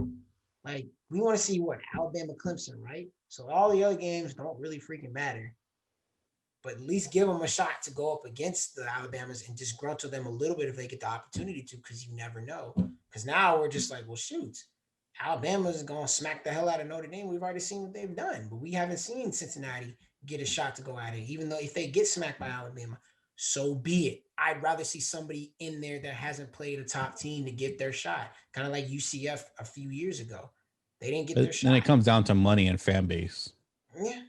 There's more people that want to see Clemson versus somebody who wants to see Cincinnati. Fair. But I mean, for college basketball, I could just, the same thing. You got that big tournament. You got these small little schools that have no business going up against some of these bigger schools, yet they prevail. I mean, it's a Cinderella story. Basketball's a little different. There's less people. True, but I think everybody loves a Cinderella story, though. I think you'll get it less in football, though. Fair, but I think that's what makes it even more special to do it and try it out. You can expand it, but I don't want to expand it too much. 8 teams, maybe at the most. Okay, you can do 8 teams. Fair. Or maybe if you do. And these small schools need to start scheduling bigger opponents. I agree. But maybe you do this. Maybe you get like the top 4 teams get like a bye or something like that. And then, I don't know, maybe you have like 5 through 12 players, something like that. Something where it balances out to where now you have, the top. It would come down to 8 teams. The only problem, you don't want to make it too much because kids got finals and, the end of the school year. Football is a very, hard sport. You don't want these kids playing more games, getting more, hits and CTE than they have to. Agreed. But what I'm saying is shorten the season. Some of them non-little conference games. I don't want to see Alabama play Troy. Yeah, that's true. Come on. I don't want to Troy see. does get like $1 million. They get like $1 million or something to play Alabama. Right, I know it's money, but I so don't Troy's like, yeah, hold up, Marshall. Let me get that. Let me get some of this money here. Okay. Yeah, but we don't want to see them play that. Yeah, I definitely agree that they may need to make this beginning of the season more competitive because I'm tuning out most until week 4, week 5, week 6 at this point, like watching these bigger games. I don't want to see them play these small little schools and dominate all these tune-up games. I'm like, let's get to it. I probably tune everything out until the Red River rivalry. That's probably the first time I'll pay attention. So, but anyway, it'll be good. We'll see. More than likely, like you said, I don't think Ohio State stands a chance, and Notre Dame doesn't stand a chance. Nope. So, yeah. Not the end of that season. Bama should probably. Bama versus Clemson's becoming an annual thing almost. For real. I want to give a shout out to Army because they beat both Navy and Air Force to win the Commander's Trophy, and they're probably going to be playing the biggest school that they've played in a long time. They're supposed to play in I believe it was the Independence Bowl. Ended up couldn't find an opponent. Now they're going to play against West Virginia. Mountaineers. Yeah, they're gonna play against the Mountaineers. They were gonna play in the Independence Bowl. Now they're going to play in the AutoZone Liberty Bowl. Oh, shout out to AutoZone. Mm-hmm. Gonna play in the AutoZone Liberty Bowl, so that's gonna be a good one. You know what bowl we'd play in, right? The Popeyes Bowl. The Popeyes Bowl. Heck yeah. I think there is a Popeyes Bowl, isn't there? Nah. I really do. I really do think there's a Popeyes Bowl. Popeyes is everywhere, bro.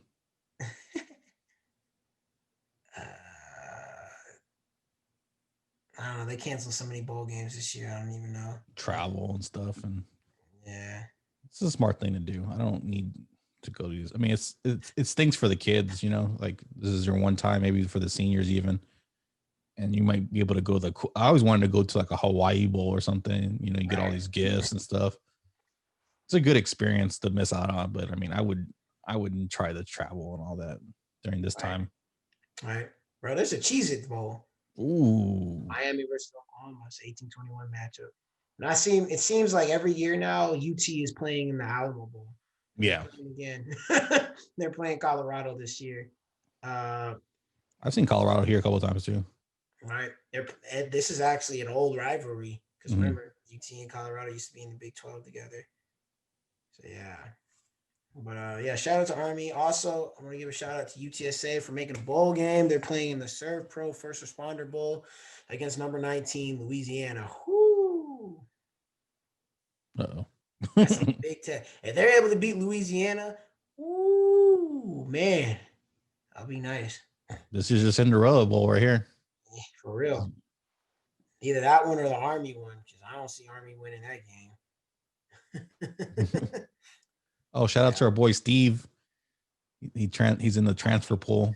You see him posted on Twitter. I don't have him. He put a highlight tape out. And he's like, I'm going into the transfer pool. He's a receiver from the UTSA. It's actually pretty nice highlight tape. Yeah, he's not bad. I thought he wasn't that good, but it's a nice skill. He got better. Shout out to our boy Steve. Yeah, shout out to our boy Steve. Hope you land somewhere nice. Yeah. Yeah, for my bowl year to be complete for my teams to win, I need UTSA to win. I need Army to win. I need Northwestern to win. By the way, Northwestern plays Auburn in the VRBO Citrus Bowl. They play them in the Citrus Bowl. That's actually pretty good. So I need them to win, and then I need Texas to beat Colorado. So those 4 teams win, my bowl season will be complete. Wrap it up. The Marshall Bowl season was a success. That's right. We just need one though. I'll take one. All right. Well, I guess before we close it out, What do we got left? What do we got left? We talked about boxing. We talked about the NBA. We talked about college football. I do want to give a shout out for some soccer. UNAL Tigres of Monterrey beat LAFC 2-1 to win their first Champions League title. So congratulations to you guys. That is great. That is great.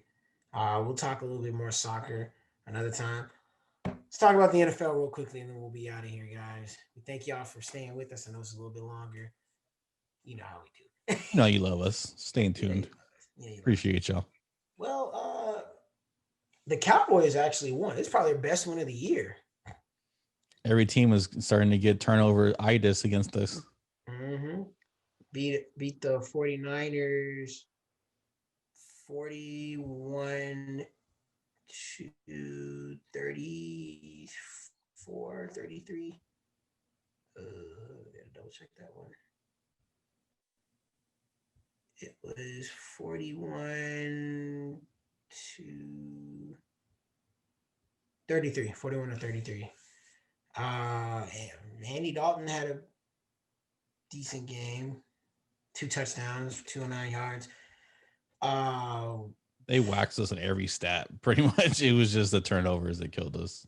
Killed them. Yeah. Except for the man of the game, Mr. Tony Pollard, 2 touchdowns. 12 carries, 9 yards. Told y'all since the beginning to play him. Yeah, no, he was looking better than Zeke, but everybody's like, no, don't play him. Pollard also had 6 receptions for 63 yards. I mean, he makes our offense more versatile. He can go out in the flat. He's a quarterback's best friend. You can just dump a pass off to him, much like a Kamara, and he can make a 20-yard gain, turn into it. He can run between the tackles. He's just a more versatile back in our offense. Catch the ball, something Zeke can't do, man. Yeah. It's just. And he has a home run power. Like, he can break one for a long run. Zeke can't do anymore. So Pollard really he really stepped up. So I kept the Cowboys alive because Washington lost to the Seahawks. The Giants lost to the Cardinals. Giants lost to the Ravens. No, Browns. Excuse me. They played the Ravens this week.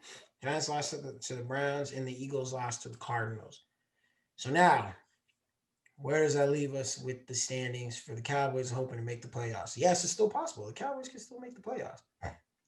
It's crazy. Yep. Actually, it's funny. The Cowboys actually catapulted to second place in the NFC East. Let's go. As crazy as it sounds.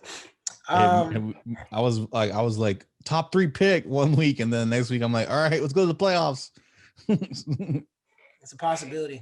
So this is how the Cowboys can make the playoffs. They need Washington to lose this week to Carolina. You got Haskins going to the strip club. Yep. We good. Alex Smith is still hurt. Yep. Allen is still hurt. I don't know who their quarterback is going to be. Haskins. Well, maybe because of the COVID protocol. You may not. Oh, yeah, true. They might go to yeah, I don't know. Shane Falco off the street. Maybe. So I have no idea. Wouldn't it be crazy if they brought in Colin Kaepernick? Oh. That'd be crazy. So Washington plays Carolina. Carolina's not, even though Carolina is out of the playoff picture, they're still a tough team. Yeah, they play hard.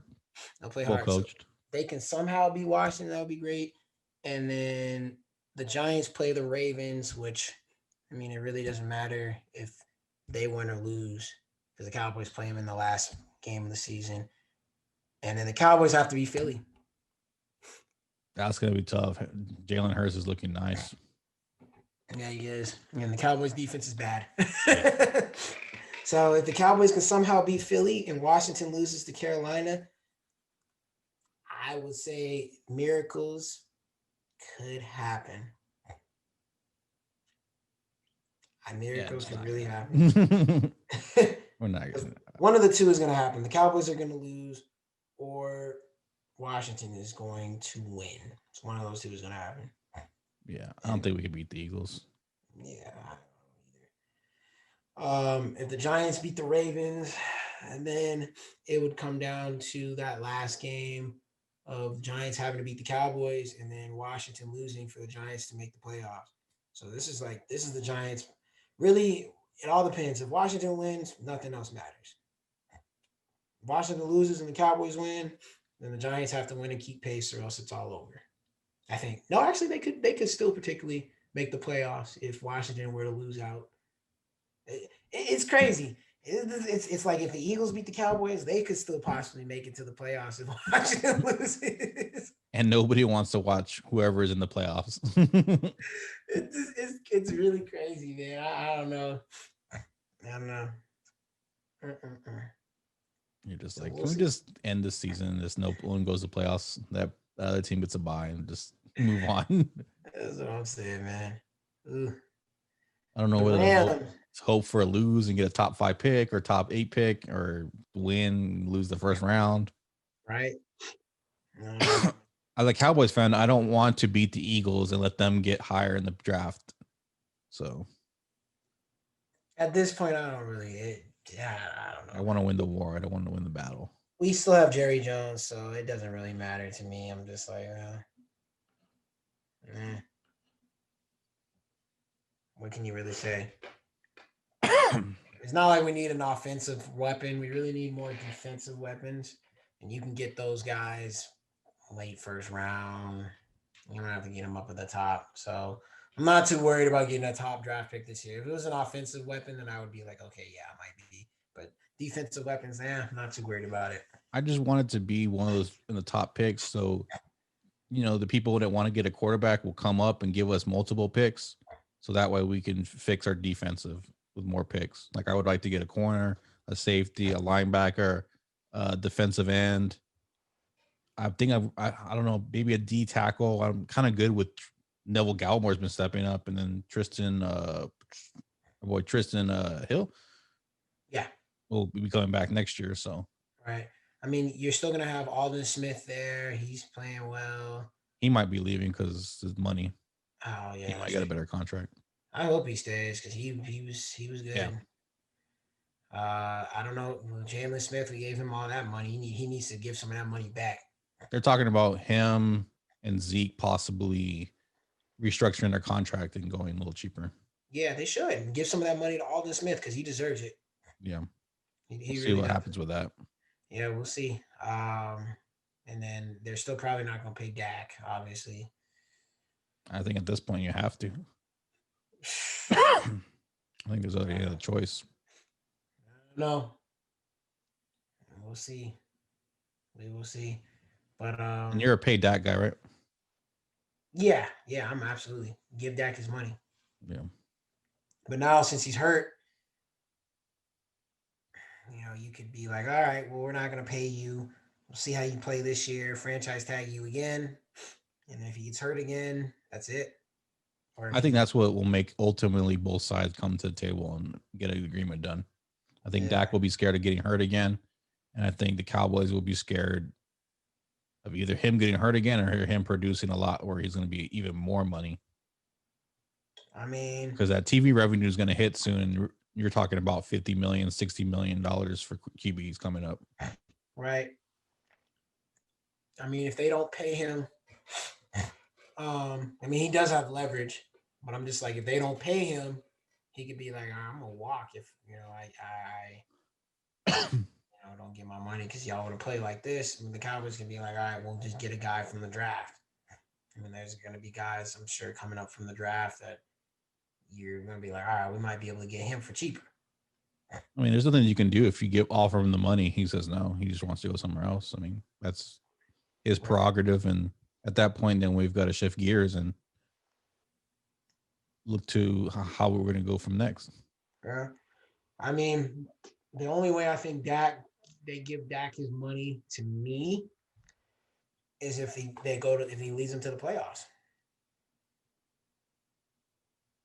That's the only way. I think they've seen enough. I think they understand that they can't afford to lose a QB. Like, what are you going to do? Would you rather be an explosive team and score a lot of points and be a fan favorite and still kind of not be great and kind of lose? Or would you like to be like the Bears and just have a great defense, be in every game, but you know you're going to lose because your quarterback's not good?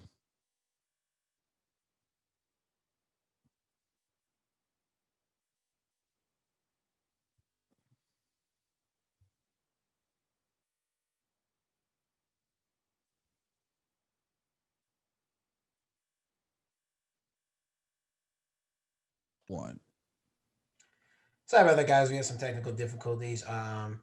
But yes, Greg made the point of, you know, do you want to be like the Bears, QB-less, and not going anywhere? I say that yes, the Cowboys they have a pretty decent QB, pretty good offense, but their defense is bad. But their division is bad, so they can be bad. You know what I mean? But when it comes to the Bears, you have the Packers who pretty much win the division every year, and then if not them, the Vikings might get hot for a year. And Detroit hadn't been good, but they have in past been okay. And the Bears kind of just they start off good and then they just sink. So until they get some other weapons, I think, along with the quarterback, they're not gonna be good enough to compete in that NFC North, which is that's a tough division to be in. So the Cowboys is just like everybody kind of stinks. I think our division's on the rise. I think you're starting to see the Washington build the elite defense. You're starting to see the Giants build a defense.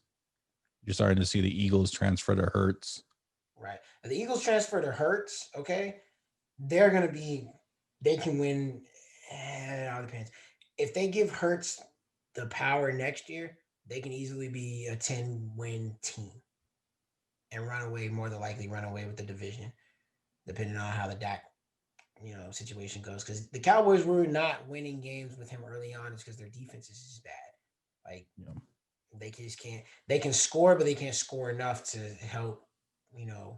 With their defense. So having said that, I think the Eagles would run away with the division. Now the Giants, they're I'm gonna put starting my brakes on Jalen Hurts. And we've seen a lot of QBs put a lot of good stats up.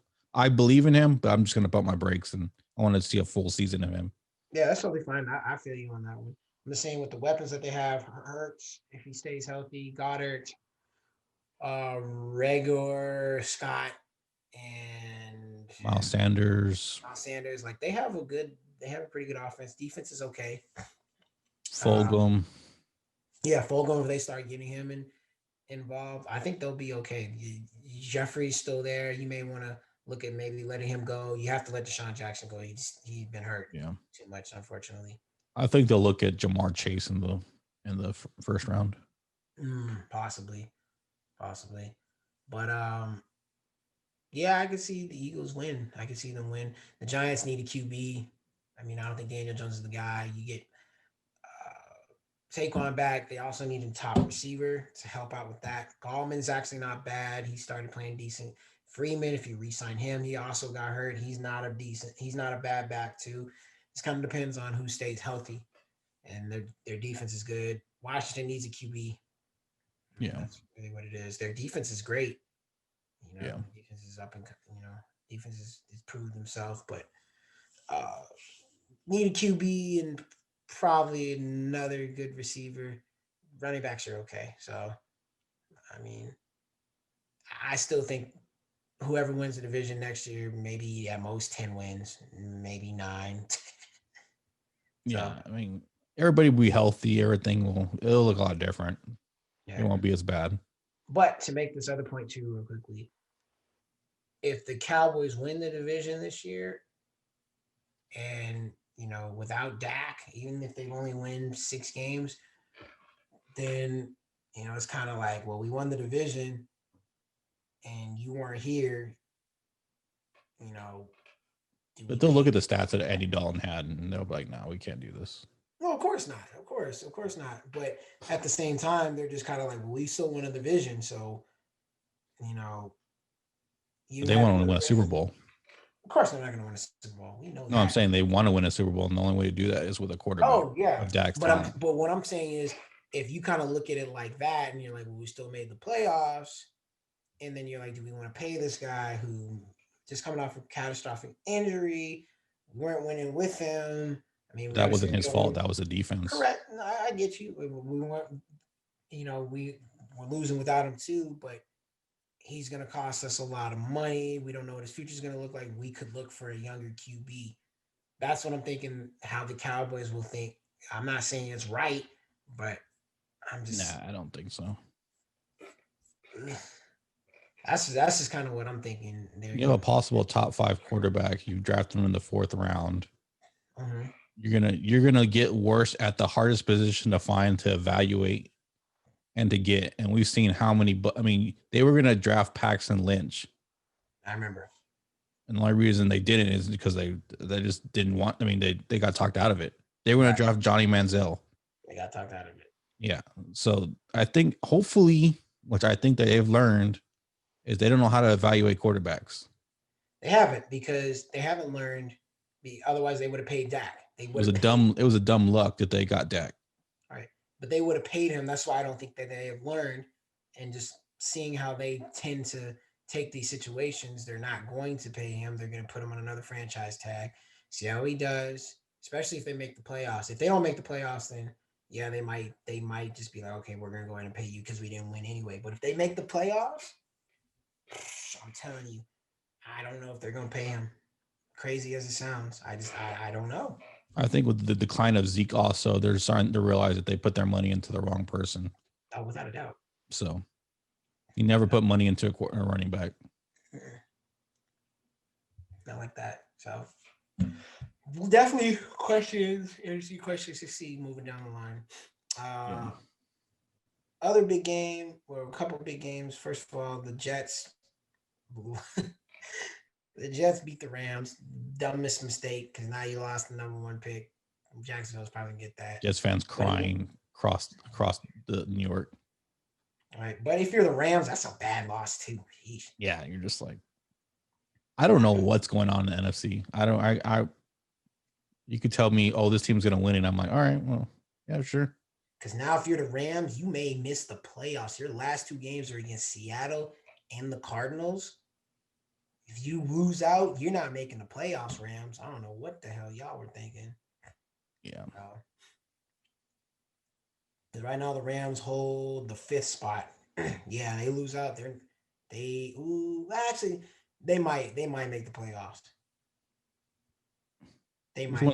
Actually, you know what? I don't know. If they lose out and Chicago wins their last 2 games. Yeah, Chicago's making a little run, right?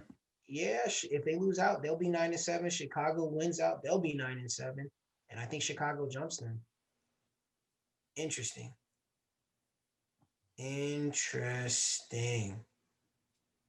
That's some interesting stuff right there. Little Money Mitch. Right. Plug in Money Mitch in there. And I think maybe Chicago loses out. I don't know how that all kind of goes. Who has a tiebreaker and stuff. Yeah, I don't know how the tiebreaker. It goes head to head. I don't think they played each other though. But New Orleans lost to the Chiefs 32-29. That was another game that wasn't super close. Do you think they beat him with Michael Thomas? Maybe. I mean, Breeze had 3 touchdowns, 1 interception, but he was 15 of 34. Mahomes was 26 of 47, 254, 3 touchdowns. They might. I think that could have been a Super Bowl preview. And by the way, Taysom Hill had a 1-yard touchdown run, which just kind of shows if he gets this passing accuracy up, he'll be the QB of the future. Good luck with that. I feel you. But A, New Orleans has the Vikings on Christmas Day, which is odd, but okay. And Should then be a their dub. final game is against the Panthers.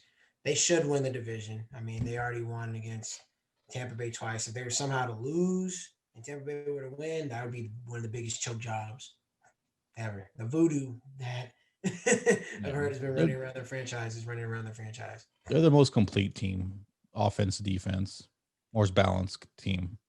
It should be, but you know they're going to lose somehow, ugly. Yep. Now they've lost that number 1 seed. The Packers have that. Well, the Packers will more than likely lock that up.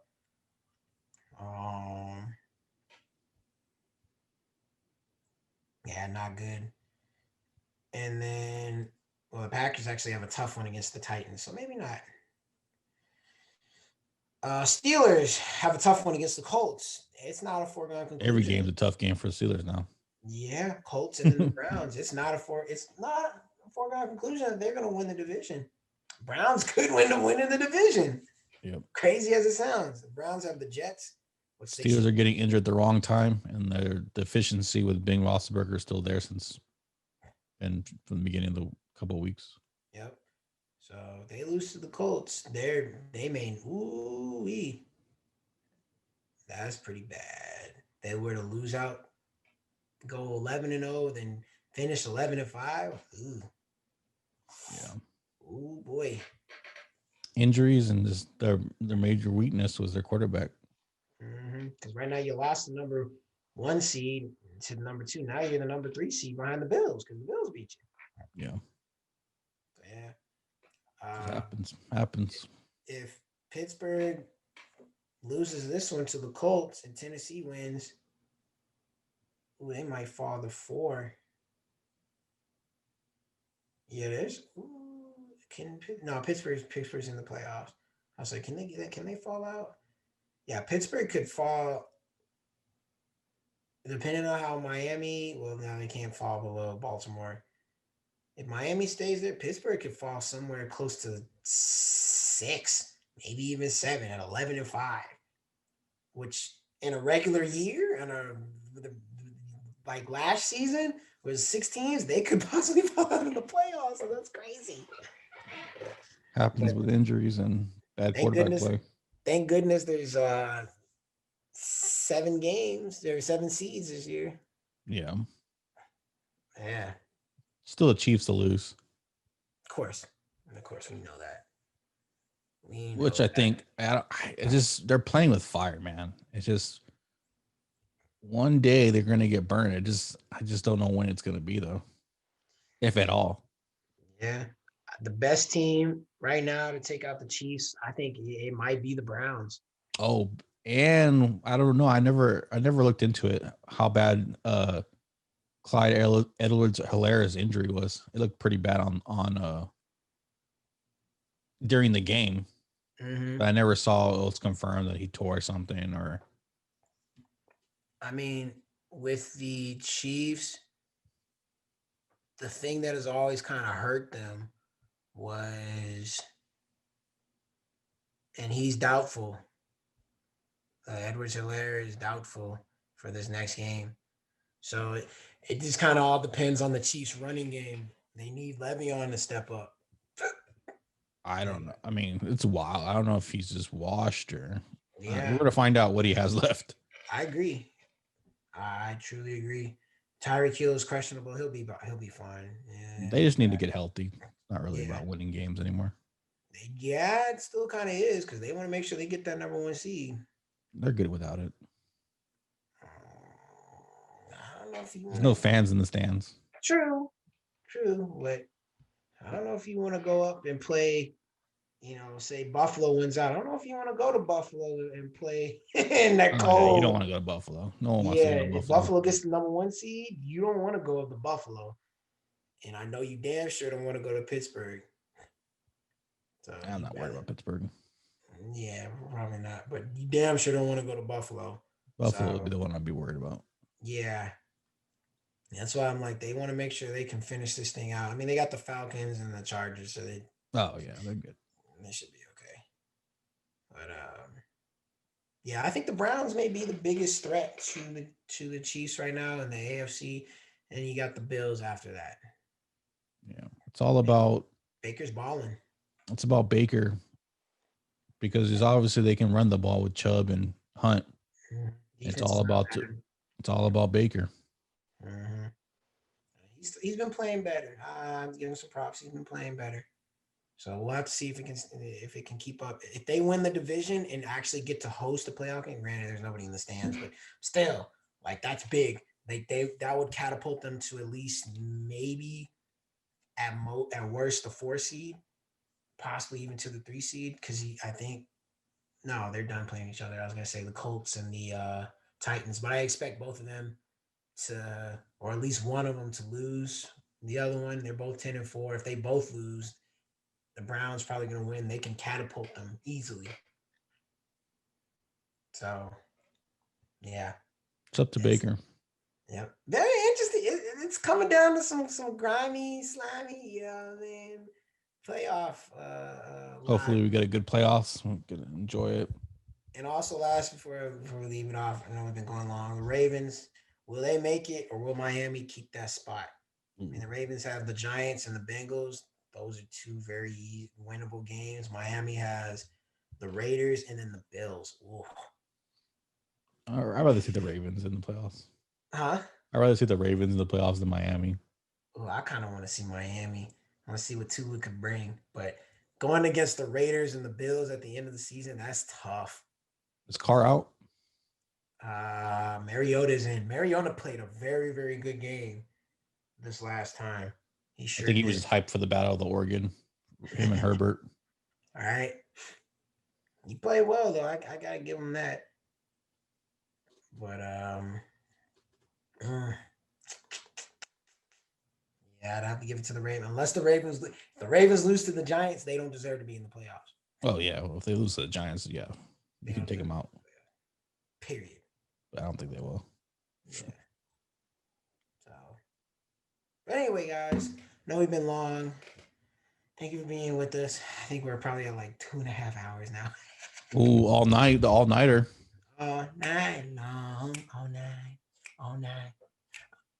night long. Okay, anyway. Please go check us out. Stats versus Facts. Sports Talk on YouTube. And if you ain't got that VS, you're listening to some BS. .fm. .fm. That's right. And go follow it on SVF Sports Talk, Twitter, Instagram, me, G-Reg. Also, Spurs versus everybody.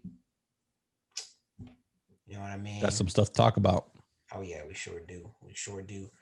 But we will catch y'all, guys. We appreciate everybody. Appreciate Danny or Mr. Cutman. I always butcher him.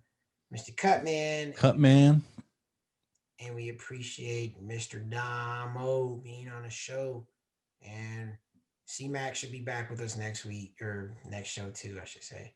So for G-Reg, it's been your boy Marsh, and we'll catch y'all next time on that. Stats versus facts. Ayy. Stats versus facts. Ayy. Know where we at on the stats versus facts. Yeah, my boy hella black. He on the stats versus facts. And you might get smacked by the stats versus facts. Ayy.